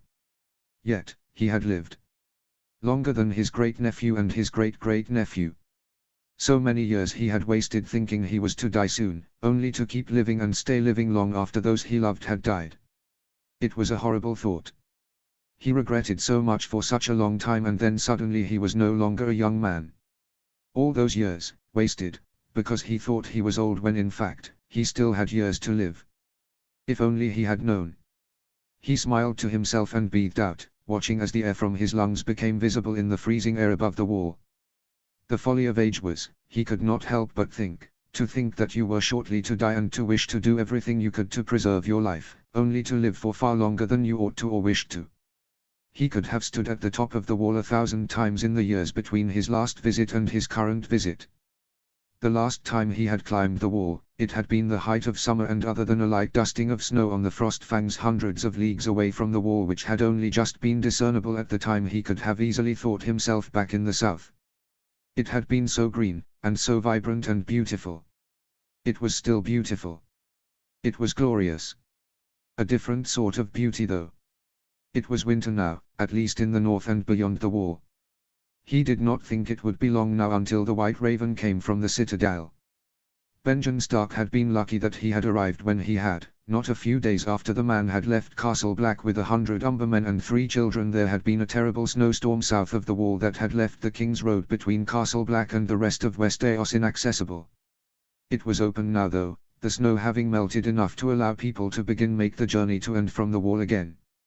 He moved closer to the brazier and, out of instinct, held his hands over the flames. It had been a few weeks since he had last felt the cold, and he knew what that meant. But, regardless, he would not think about that now. No. He had more important things to do. His eyes swept across the lands beyond the wall, taking in the snow-capped mountains of the Frostfangs in the distance, the white trees that created a beautiful canopy making it impossible to tell where one tree began and where another ended, and the hundreds of birds that were flying south.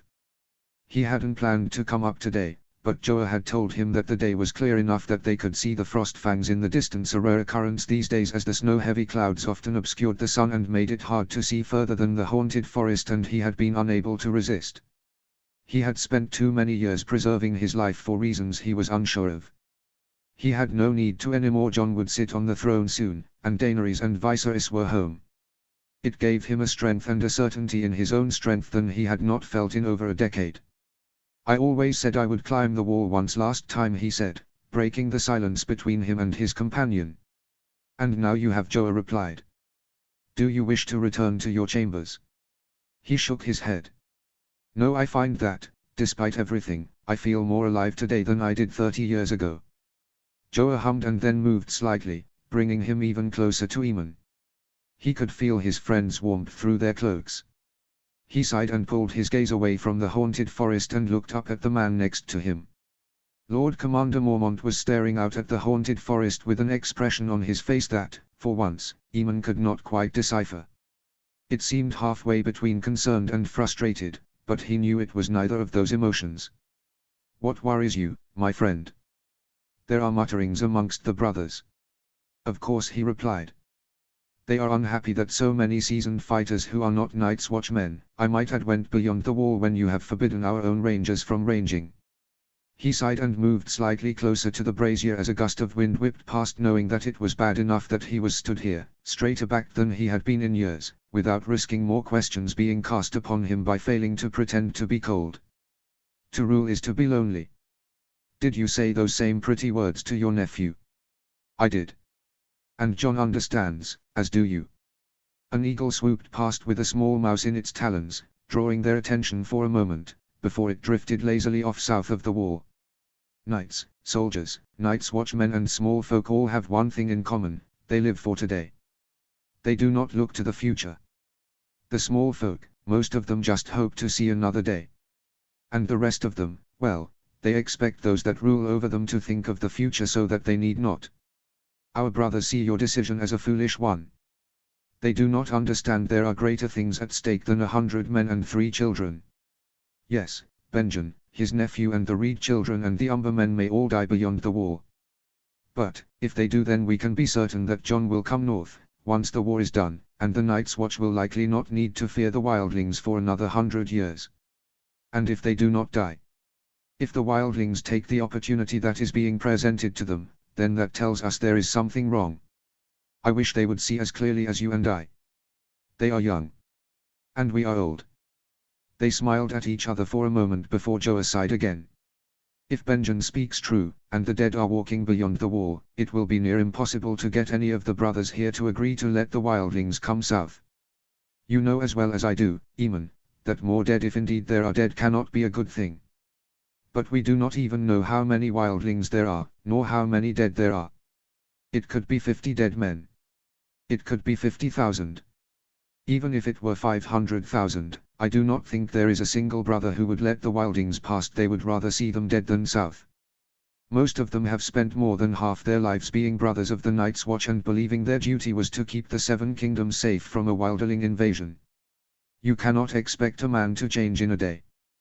They might have no choice.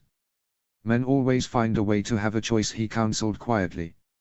Even a man forced into a corner, unarmed and surrounded by soldiers, has a choice. He had either surrender, or he can fight. You think they will fight? I think you need to be prepared for the possibility that you are without many allies here, Lord Commander. You must go to King's Landing, Joa said eventually. You know as I do that if you leave now, you should arrive by the time your nephew sits on the throne. Convince Jon Snow to come north with the strength of the Seven Kingdoms behind him to help us fight the dead. If I go south, I will not come back. Joa nodded, eyes still fixed on the haunted forest that Benjen Stark, 3 children and 100 Umber men had disappeared into a few days before. You have served the Night's Watch well. I am sorry that I must ask such a service of you now. ****. It was reassuring, he could not help but think, that despite it being well over a year since he had seen winter last, that the dragon who had once been in his egg, and who had been his constant companion for over 90 years, still loved him as he loved her.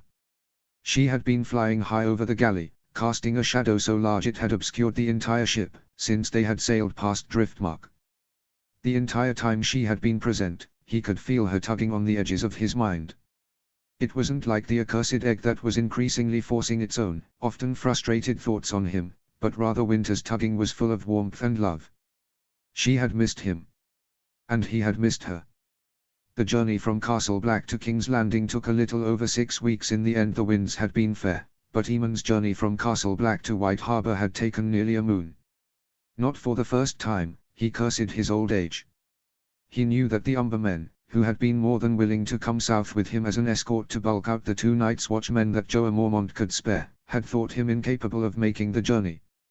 Yet here he was. 92 years after he had been sent away to become a maester, he was home at last.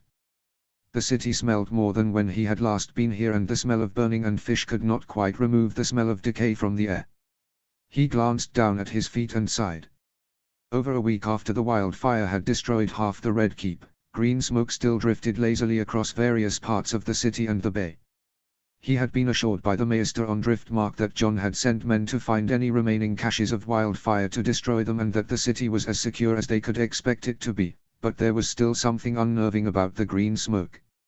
He cleared his throat and cast his gaze from his feet up to the city and the Red Keep beyond it, then past the man who had served as his escort ever since he had arrived in Driftmark and toward the Red Keep again. The man next to him had been due to sail north, having stopped at Driftmark for the same reason Eamon's ship had stopped, a ferocious storm that had lit up the sky and created waves nearly 20 feet high. Having realized who he was and realizing that he had not been aware that the war was won nor what had happened during the taking of the city, the man had told him of all they knew and offered to escort him to King's Landing. And so, they sailed on a ship bearing Mandaean and Targaryen colors. It was a sight he had never thought he would see. His mind turned, unbidden, to Viserys. Viserys. Gods, he had thought he had felt enough pain for a lifetime, and yet here it was again, that same tugging at his chest, the feeling that he had failed even though there was nothing he could have done. He jerked slightly, stopping himself before he could raise a hand to wipe away the tears that had begun to bloom at the corner of his eyes. He turned his attention back to the man next to him, more to stop himself thinking about his nephew than anything else. Wendell Marndaly was just as his father had been, polite, courteous and smart. He was a hard man to dislike, not that Eamon had any reason to dislike him. He was, in truth, everything that Eamon would have hoped and expected to see in a Stark bannerman. Theon Greyjoy, who stood on Wendell Marndaly's other side and held the chest containing the gold and grey egg that had been slowly consuming Eamon's mind with its own thoughts, was a puzzle.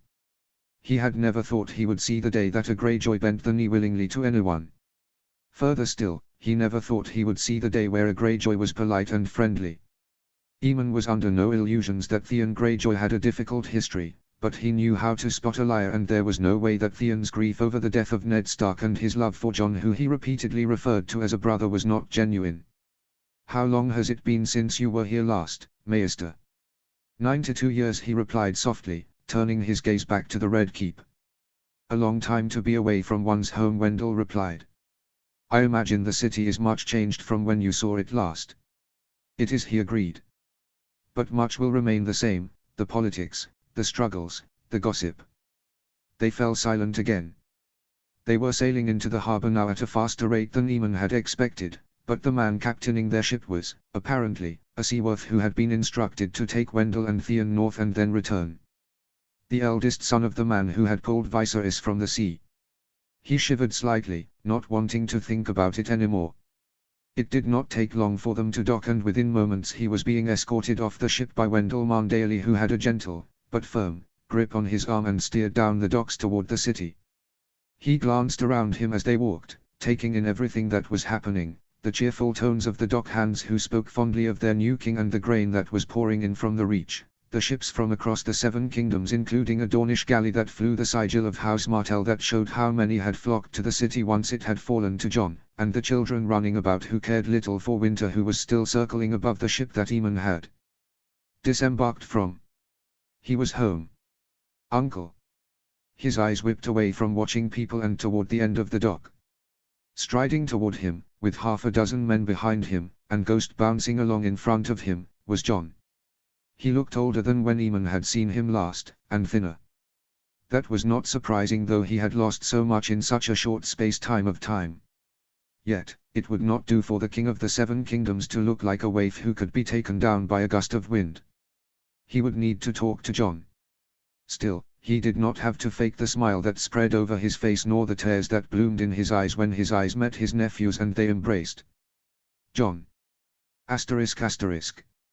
He nodded, digesting all the information that Jon had shared with him over the last few hours, about Ned Stark, about Viserys, about his birth. Everything. Yet, he could not think about it all now. He had to focus on the present. There would be time enough to dwell on the past later. "And Lord Stannis?" he asked. Jon glanced up at him and smiled wryly. "Is a good hand. You advised me well. I never suggested you take a Baratheon for your hand," he remarked. "But it was a good choice, and I am glad that our lessons were not for naught." Jon did not reply straight away, and so Eamon glanced around the room again. They were in Jon's chambers, the same rooms that had one been Eamon's father's and grandfather's, and, as with everything else, so much was changed, and yet so much remained the same. Through a door, Eamon could just see the bed that was not the same as the one his father had rested in, although, given how many years had passed, that was to be expected. There were more ornate paintings and tapestries on the wall now, which Jon assured him would be going soon, and lots of gold and lion decker. But, no matter how different the curtains and decorations were, the skeleton was the same. The huge desk in the corner of the room was angled so whoever was sitting at it had their back to the wall and an unencumbered view of the door through which anyone could enter. To the side of the desk was a huge balcony that overlooked Blackwater Bay. Near the fireplace, that still had dragons carved into its marbled surface, were the chairs that Eamon and Jon sat on, comfortable, although a bit too ostentatious. The stone floor was the same, just with more chips and dents in it now. "Is it much changed?" "On the surface," he replied. "So much remains the same though." He was silent for a moment and then he said softly, "I was sorry to hear about Lord Stark." Jon's eyes clenched closed suddenly and a pained expression twisted across his face. It was quick. He did not feel it. "What happened?" "Lord Wendell did not say much, but I saw evidence of the wildfire." Jon's eyes drifted opened, and a scowl flashed across his face in an instant. From what we have gleaned from Myrcella, Joffrey tried to flee the Red Keep. He was taken into the cellars and dungeons and from there was hoping to take a path under the Red Keep and out of the cliff's edge onto the beach and flee from there. I am not sure why he thought he would be able to escape that way given the blockade, but that is what Myrcella said. It was not deliberate then. Jon shook his head. From what we can tell, and from what Lord Varys has been able to piece together from what remains of the tunnels and the few survivors that were with Joffrey, they must have come across a cache of wildfire and accidentally set it off. Accidentally. It is quite potent, as you know, Jon murmured. There are marks in the stone walls of the passageway that we discovered. The fire burned so hot that it has left imprints on the walls. Bile clawed its way up in his throat and he hastily leaned forward to grasp the mug of watered wine on the table and quaffed greedily from it. Across from him, Jon seemed resigned. And Cersei? Tommen. We found them in the throne room. Cersei sat on the Iron Theon, and Tommen in her lap. Both dead. Poison. He closed his eyes, unable to look at the grief on Jon's face. How did Myrcella survive then? Sir Barristan Selmy, Jon muttered. He sighed and leaned forward and poured a fresh measure of watered wine in both their mugs. Refused to let Myrcella leave her chambers. According to his report, Cersei sent for Myrcella and he refused to let her go, fearing what Cersei would do. Apparently, she had become increasingly desperate after hearing about the death of her father and capture of Sir Jaime. He said he would trust a son of Ned Stark not to hurt a child, and so he kept her in her chambers and made her bar the door from the inside and told her not to let anyone in but him, Sir Aerys, or a Stark man. Jon paused and a pained smile twisted across his face again. Some guards tried to force the issue, and he and Sir Aerys Oakurt, well, I am sure you can imagine. And now? They guard her still. It has been less than a week, uncle. I know. But still, you need to move, Jon. You need to make decisions. You need to form a small council. A hand, a master of whispers and a king does not a small council make. You need to decide what to do with Myrcella, he said gently. When Jon did not reply, he finally broached the topic he had been wishing to since he had settled in the chair, using the opportunity of Jon's reluctance to discuss the governing of the Seven Kingdoms to steer the conversation. But not today. Tomorrow. We shall speak on what happens next tomorrow. So, tell me of Daenerys. I worry for her, Uncle Jon said instantly, leaning forward again and looking far more animated than he had but a few moments before. She blames herself for asking a Red Priestess to try and bring him back. You know of the practice, I presume.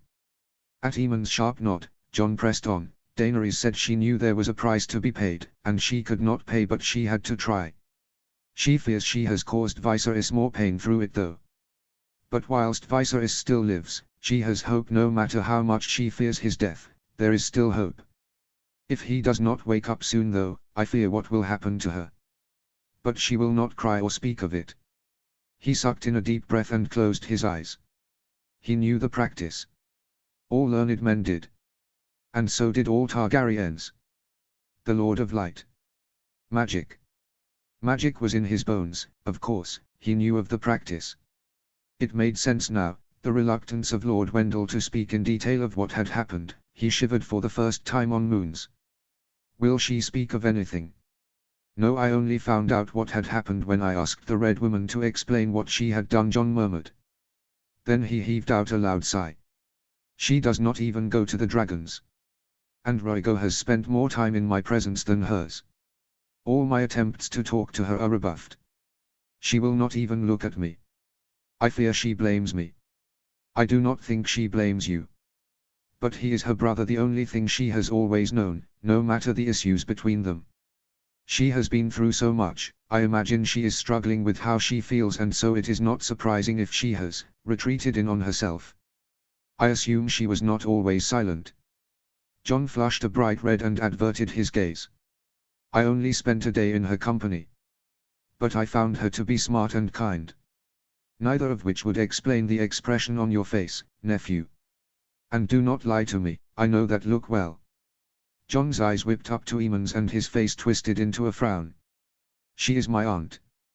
My nephew married his sister. And their offspring was quite mad. Yes, Aerys was mad, but we have spoken of him before and of the Targaryens before him, he replied sharply. You could do worse than wed your aunt. It would protect you both. And, judging by what you have said so far, you clearly care for her. No. Not after what she has suffered. I would not force that on her because that is what it would be, uncle. She would feel bound to accept. I cannot take a wife who feels forced. Very well, he said. I shall not push. Yes, you will, Jon muttered. And you will almost certainly speak to Daenerys of that as well. He smiled, unable to help himself. Yes, I shall. But you know that I will only do it as I wish to see you both happy and safe. You, in particular, my dear nephew. Not just me. Daenerys deserves everything. He paused, half frozen with his mug of tea suspended in midair. Hastily he put it back down. You believe that after only a few days in her company? She's magnificent, Uncle Jon breathed quietly. She has been touched by dragon fire and remains unburnt.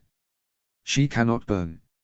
She is loved by everyone who meets her, even Lord Stannis' wife has taken to Daenerys. The children Myrcella, Shireen and Monterys all worship her.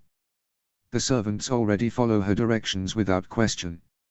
She has a sharp mind, and whilst she is no tactician, she understands enough and is receptive to challenge and challenges in return. She dotes on Rhaego and spoils him, and yet is not afraid to be firm where necessary. She loves her dragons equally and is constantly watching for them. She cares for the small folk. It was her who asked that I write to Lady Olenna and ask for aid after the wildfire, and wants them to have better than they have had so far. Gods, uncle, the lords all find her charming and smart, and I think half of them are in love with them already. As you are, he remarked. And yet you have implored me to keep silent. Jon scowled at him. You tricked me. I did, he agreed, picking up his mug of tea and taking a sip of it. You gladly allowed me to distract you from a topic you did not wish to talk about without questioning why I had changed the topic. You still have much to learn, nephew. Let us hope that you are less free about your affections for your aunt in front of others, at least until you have decided to do as I suggest. It is a poor idea. I did not realize that Ned Stark had raised a fool, he murmured. So many kings have no choice in who they marry. The best choice is very often someone who they barely know, or someone to try and keep the kingdom safe. Only a few kings have ever married for love, and most of them have been lucky. My father was never meant to be king, and he married for love, the same with my brother. You have the opportunity to marry for love and for the 7 kingdoms. I cannot ask this of her, not now. I agree. You shall ask her when Viserys has recovered. He might not recover, uncle. You heard what I said before. His eyes flicked over to the egg in the fireplace, and he was unable to stop the twitch in his brow that was set off when a shiver passed over him. Viserys would recover, of that, he was sure. Uncle. Later he said firmly.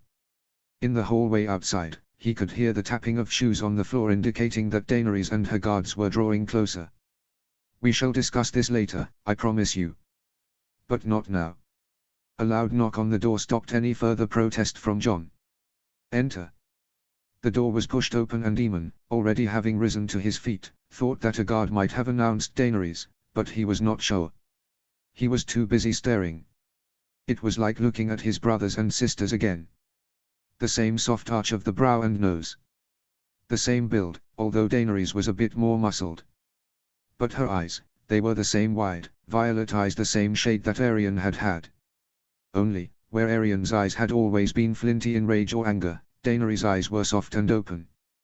When their eyes met, and hers widened in shock and surprise, it was as though he had been catapulted 90 years into the past and was seeing all the emotions he had always wished to see in Aerion. Then, Daenerys blinked, and her gaze flicked past him to Jon, and the moment was gone. Her spine straightened and her soft eyes tightened slightly, even as she turned back toward him, as though she was trying to pull herself together and hide behind a wall. Daenerys, he greeted softly.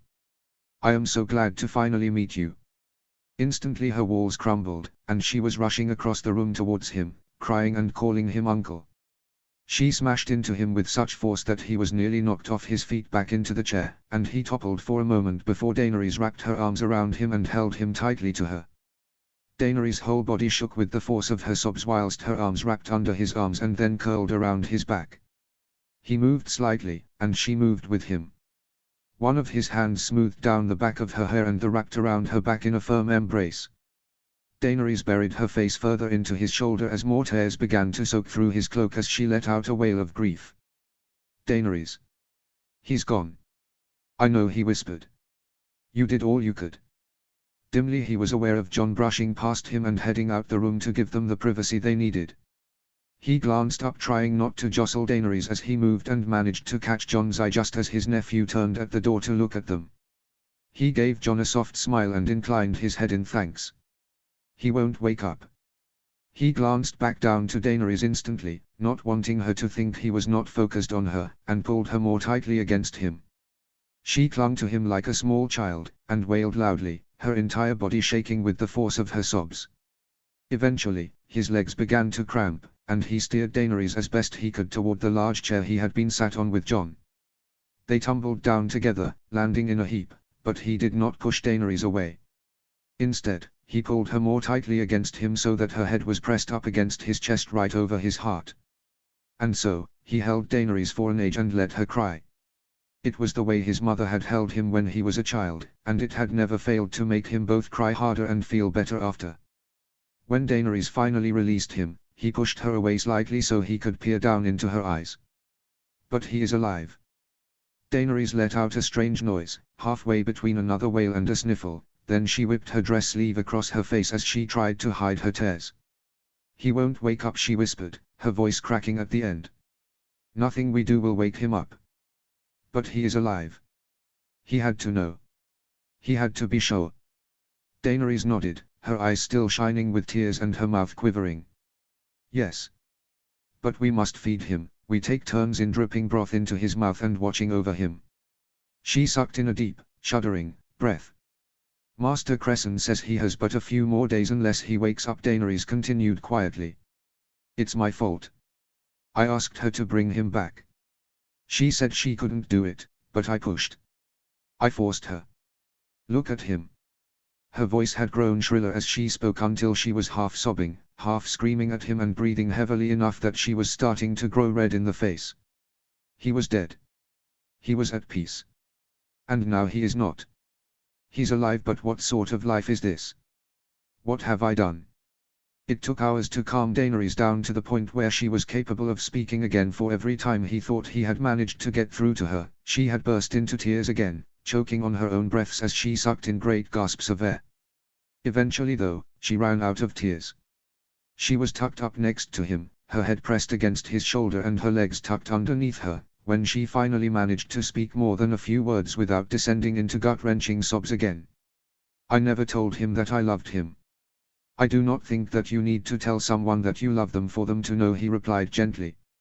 His hand moved through her hair, carefully unpicking the tangles there, and he sighed softly to himself when she snuffled again. He is your brother, Daenerys. He knows that you love him. You must think me so pathetic, she mused softly a few moments later. To have longed to meet you for so long, and then to spend the first day in your presence in tears.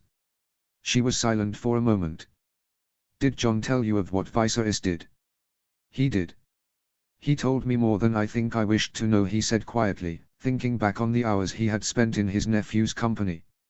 His hand moved back through her hair and continued removing some of the tangles. He said he had forgiven Viserys and so had you.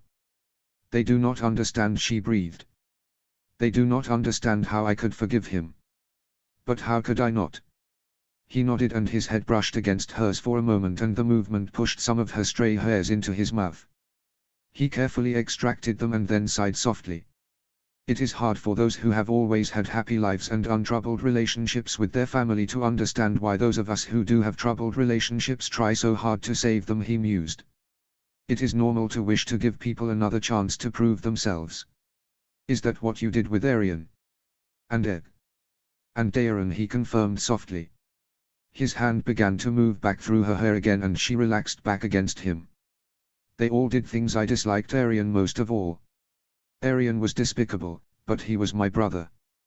Daeron was a drunk and a fool, but he was my brother. And Egg, he was so naive, and made so many mistakes, but he was my brother. Viserys was cruel, Daenerys whispered after a heartbeat. He was mean. He tormented me. He hit me.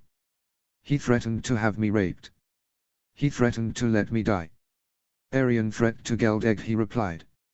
He said they would marry then. He threw Egg's cat down a well, the poor thing drowned. He told our mother he had never loved her. Viserys saved my life. He saved my son's life. He saved Jon's life. I cannot say Arian ever did that. I do not think even if he had the choice, he would have saved another's life. He paused his hand as it moved through Daenerys' hair again and then said softly, but you would have still loved Viserys even if he had never done anything good. Yes. As I loved Arian, he murmured. His hand brushed over her hair again and he pressed a gentle kiss to the top of her head. You are not alone in your worry and grief for Viserys. From what Jon had told me, and I have only been here a few hours so I may be wrong, it sounds as though many love your brother. Do not think for one moment that others do not fear for him as you do. Do not isolate yourself away from them. It is a terrible thing to worry and grieve for a loved one alone. I would not wish that on you. Daenerys was silent for a moment. You were alone. With Arian. Yes, he breathed. I was alone. ***. It was a day later when he finally approached the chambers where Viserys lay. He had spent the previous day with Daenerys and Jon, offering guidance and advice, and then when he had run out of things to say he had been escorted by Daenerys down to the beach to meet her dragons. He smiled to himself as he remembered the way they had jostled for his attention and how Winter had snapped at them ferocious and beautiful when they had become too forceful. He stumbled slightly and so tightened his grip on Garland Tyrell's arm and pulled himself back to the present. The two guards outside pushed the doors open as he approached and he inclined his head at them. Do you wish for me to stay, Maester Aemon? I shall be quite fine, Lord Garland, he said softly. Thank you for escorting me. I will stay here tonight. Come and fetch me in the morn. Jon said you often break your fast together, that need not stop on my account. I would like you, Prince Oberyn and Oren Waters to join us on the morrow. Of course. There was a brief pause and then Garland Tyrell vanished down the corridor, not glancing back at him as he did so. He could not blame the man for escaping as soon as the chance presented itself, for everyone in the Red Keep spoke of the Red Woman who hovered over Viserys' bedside in hushed, fearful tones. Aemon was not coward though. He knew magic. And he knew now why he was here. He turned back to the room and watched as the tall red-haired woman came to stand in the doorway. He supposed she was beautiful, but he was more interested in what lay in the room behind her than in the room herself. She only stopped a few inches away and, even though they were not touching, he could feel the heat from her hot enough that he thought that she might have fire in her veins. I saw you in the flames. So, you know what I have come to ask. A life for a life, the Red Priestess said softly. Her eyes flicked from Aemon to the egg in his arms before they returned to Aemon and her mouth set in a firm line. But the Lord of Light will never take the life of one of his children. You know this. Yet you came anyway, Aemon Targaryen. He did not speak and instead finally looked toward the nephew he was finally seeing for the first time. Viserys looked younger than he had imagined. His face was soft and relaxed against the pillows. Despite being soft, his face held sharp angles that made Aemon think of Egg, and the set of his jaw reminded Aemon uncomfortably of his father. His hair was long and yet well kempt, and his bedclothes and face were clean. He looked like everything Aemon had imagined. As much as he wished to stare at Viserys for as long as he could, he brushed past the Red Woman and crossed the room. He headed toward the fireplace and placed the still warm egg inside it carefully, ensuring it was settled neatly in the flames, before he moved back a few places. The egg was strangely quiet now. It had been since he had arrived in the Red Keep. The Red Priestess closed the door with a sharp snap and came to stand next to him. Together they stared at flickering flames as they licked up the edge of the egg for several moments. It is a great gift you come to offer the Lord of Light. I am an old man. And you have lived longer than any man has ever lived. The Red Woman turned toward him and gently lifted his chin and pulled his face toward her so she could stare down into his eyes. She was gentler than he had expected, and her eyes were soft. He had been right in his assessment earlier, she burned hot. Like dragon fire. All those years you have lived and learned and loved. You have served the Lord of Light well. I did not realize I was serving him. Surely you did not think that you lived this long through chance. she asked. Her mouth twisted into a harsh smile. Abruptly she let go of his chin and took half a step back. You are more intelligent than that. So, everything that I have done has led you to this moment, whether you knew it or not, she replied. You are uncertain how you feel about that. I like to think that my actions and decisions are my own and always have been. Don't we all? She remarked softly. I told Princess Daenerys that bringing the dead back was not one of my gifts.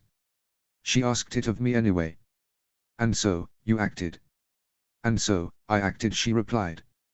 Her mouth twisted into that strange smile again. The silence between them grew uncomfortable. He glanced toward the Red Woman and, when he realized that she was staring at the flames again, observed her for several moments. Eventually, she turned her head away from the flames and gave him an appraising look. You are here, because he knew that I would try and perform an act that is not in my power because it was what was asked of me. I forgot that I do not serve her no matter who she is, but instead I serve him. You are not to blame, he murmured. And nor is she. There is not a man or woman alive who would not ask the same if they were in her position, nor have done the same if they were in yours. Your lord knew that. You see it then. Why it would not work. A life for a life. Daenerys wanted too much and did not offer enough, Melisandre said softly. She unclasped her hands from where they had been resting against her stomach and held them over the flames, as though she were suddenly cold. Yet, something told Aemon that the woman felt the cold even less than he did these days. My gifts have always lay in the flames. Ever since I was but a child, a long time ago, it was where I found comfort. I knew better than to bow to her wishes. I knew I could not do it a life for a life. Yet, I thought that as I had served my lord well, that he would honor me and allow me to prove myself. You knew this when you agreed to what my niece asked of you. Even he cannot give a life in exchange for nothing. That has never been how it has worked. Everything has its price. But you did it anyway, why? Melisandre withdrew her hands from the flames and turned toward him. Only he would know. As I said, everything I have done that you have done has been by his design, whether we wish to believe it or not. Our thoughts are our own, but our actions are his. I thought it was Lord Stannis, for a long time. I came to Westeros in search of him. How little I knew. Yet, even though I was mistaken, I was still in the right place by his design. So, I looked next to Daenerys, and then to Jon, and then when Viserys fell, I saw the truth of what the flames had shown me.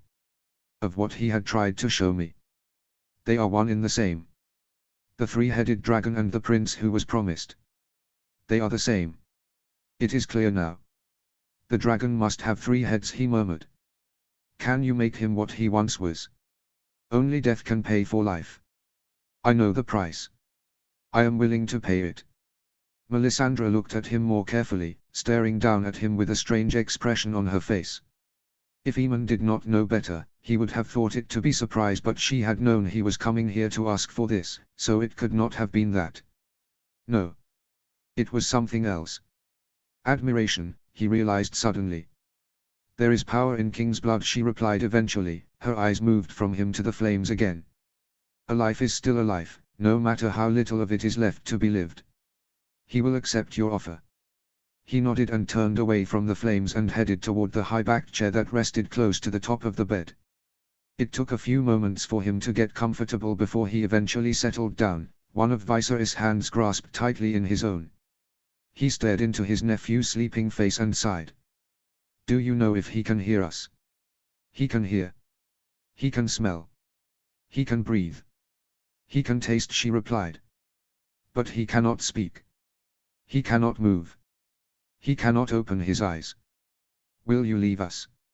He asked, glancing away from Viserys and toward Melisandre again. I will, she agreed. She crossed the room toward him and bent down slightly so her eyes were level with his own. I was old before the dance, before Vega hatched from her egg, and before House Targaryen even landed at Dragonstone, Melisandre murmured, her hand coming up to cup his face, the way a mother would hold their child's face when imparting something important. Her lips twitched again in that peculiar half-smile. I was old before Valyria was young. I have lived so long that sometimes I forget what it is like to be mortal, to fear death. I suppose we are much the same, in that regard. Yet still, I envy you, Aemon Targaryen, to walk to your death with such purpose and such pride. Abruptly, she let go of his face and rose to her full height and took a step back. Bring the egg with you, when you are ready. He did not watch her as she left the room and instead turned his gaze back to Viserys and did not move again for hours. I believe you will quite hate me for what I have decided to do, he said eventually, once the sun had begun to set. He rubbed tiredly at his eyes, releasing Viserys' hand so he could push away the sleep that was threatening to overtake him away. The shadows in Viserys' chambers were growing longer and the fire was beginning to die. Still, he paid it no mind and focused on his nephew. If our positions were reversed, I would hate you. But, I do not think you understand what it means to me, to see our house have another chance. You do not know what it is to watch everyone you have ever loved die. You, Daenerys, Jon and Rhaego are all that I have left, and I will only get a few days with Daenerys and Rhaego, none with you, and have had but a few moons with Jon. It will never be enough, and yet it also is. It is more than I ever hoped after the rebellion. So, you see, Viserys, the choice is mine to make, and your life is worth everything to me. I am an old man. What am I sacrificing for you? A day. A moon. A year. That is nothing. I would gladly sacrifice 1,000 years for you. You will think that I am making a mistake and that you are not worthy of this. I am not making a mistake. I know of what you have done. The bad. The cruel. I know what you did to Daenerys. I know what you did to her handmaid. I know of all the bad you have ever done. But I also know of the good you have done. That you saved Daenerys and Rhaego. That you saved Jon. I know you. So many times in our history have our ancestors faced the same struggles you face. Aerion. Maegor. Aerys. They are the ones that people think of, but there have been so many, nephew. It is our family's curse. I am sure you will think me quite mad for saying it, but I envy you in many ways. Not the life you have lived, for I cannot imagine what it took to survive in such circumstances. No, I envy your strength. To have suffered as you suffered. To have seen such trauma. To have been without a home, after knowing nothing but safety. To have been compelled to look after your sister when you were not yet even a man. Yes, you did awful things, Viserys, and no one will forget that. Your sins will haunt you until your dying day. But you have also done things that make me proud. Things that make Daenerys and Jon proud. The strength you have shown to become the man that they have spoken to me of, I cannot say enough how proud I am of you. If those who came before us had even a fraction of your strength, House Targaryen would never have fallen as often as it did. So, you see, Viserys, you are worthy of this, and so much more. You are the blood of the dragon and my nephew. You are worthy of every ounce of love I can give you and every sacrifice that I could make. He was silent for a moment. Then he leaned forward and re-grasped one of Viserys' hands tightly in both his own. Viserys' hand was hot to the touch, almost as though a fire burned under his skin, but Aemon did not let go. Instead, he tightened his grip and leaned forward, half rising slightly, to press a kiss against Viserys' brow. Know that I have always loved you, Viserys. Even when I did not know you, I loved you. And now that I know you, I love you more than you can ever hope to understand. Chapter 37, Crow. Chapter text. Chapter summary, Mors Umber proves himself. Jon holds his first small council meeting and Aemon says his goodbyes. In our interlude, Aemon makes a choice. Notes, this has taken far longer to get out than I wanted, and I think going forwards, at least until Christmas, updates will likely be slow sadly. Combination of work and owning a Christmassy business keeps me busy. 300 AC Benjen Stark. They were 2 weeks march beyond the wall when Benjen realized that even he, a man who had spent more time beyond the wall than he had in the south, had no idea where they were. Whenever he went on a ranging, regardless of which way he started riding, he would always end up within 2 weeks to the day at Craster's Keep. After years of ranging, he knew the angle of the moon and sun well enough that whenever they rose and fell, he could orientate himself and, no matter what path he took once he entered the haunted forest, he would end up at Craster's Keep within 2 weeks. They had walked in a straight line for the first week, or at least that's what the angle of the sun when it rose and fell told him. Then, they had seemed to double back on themselves, and then they had gone east and then west and then circled back around to a particular copse of trees that Benjen was sure he recognized from their journey already. Yet, Hojan Reed never faltered in his surety that they were going the right way, and Summer, who had joined them on the journey, and was, so far, proving to be the most tolerable of all his companions, seemed unconcerned, and so Benjen tried not to worry. By the end of their first moon beyond the wall, Benjen had managed to orientate himself again and realized where they were going. The thought unsettled him, for he had never gone this way before for good reason. Yet, other than Moore's Umber, who barely spoke to him and spent most of his time either staring around the forest with an expression of deep mistrust on his face or sharpening his sword, he did not know a single man in the group he felt he could seek counsel from. The Umber soldiers kept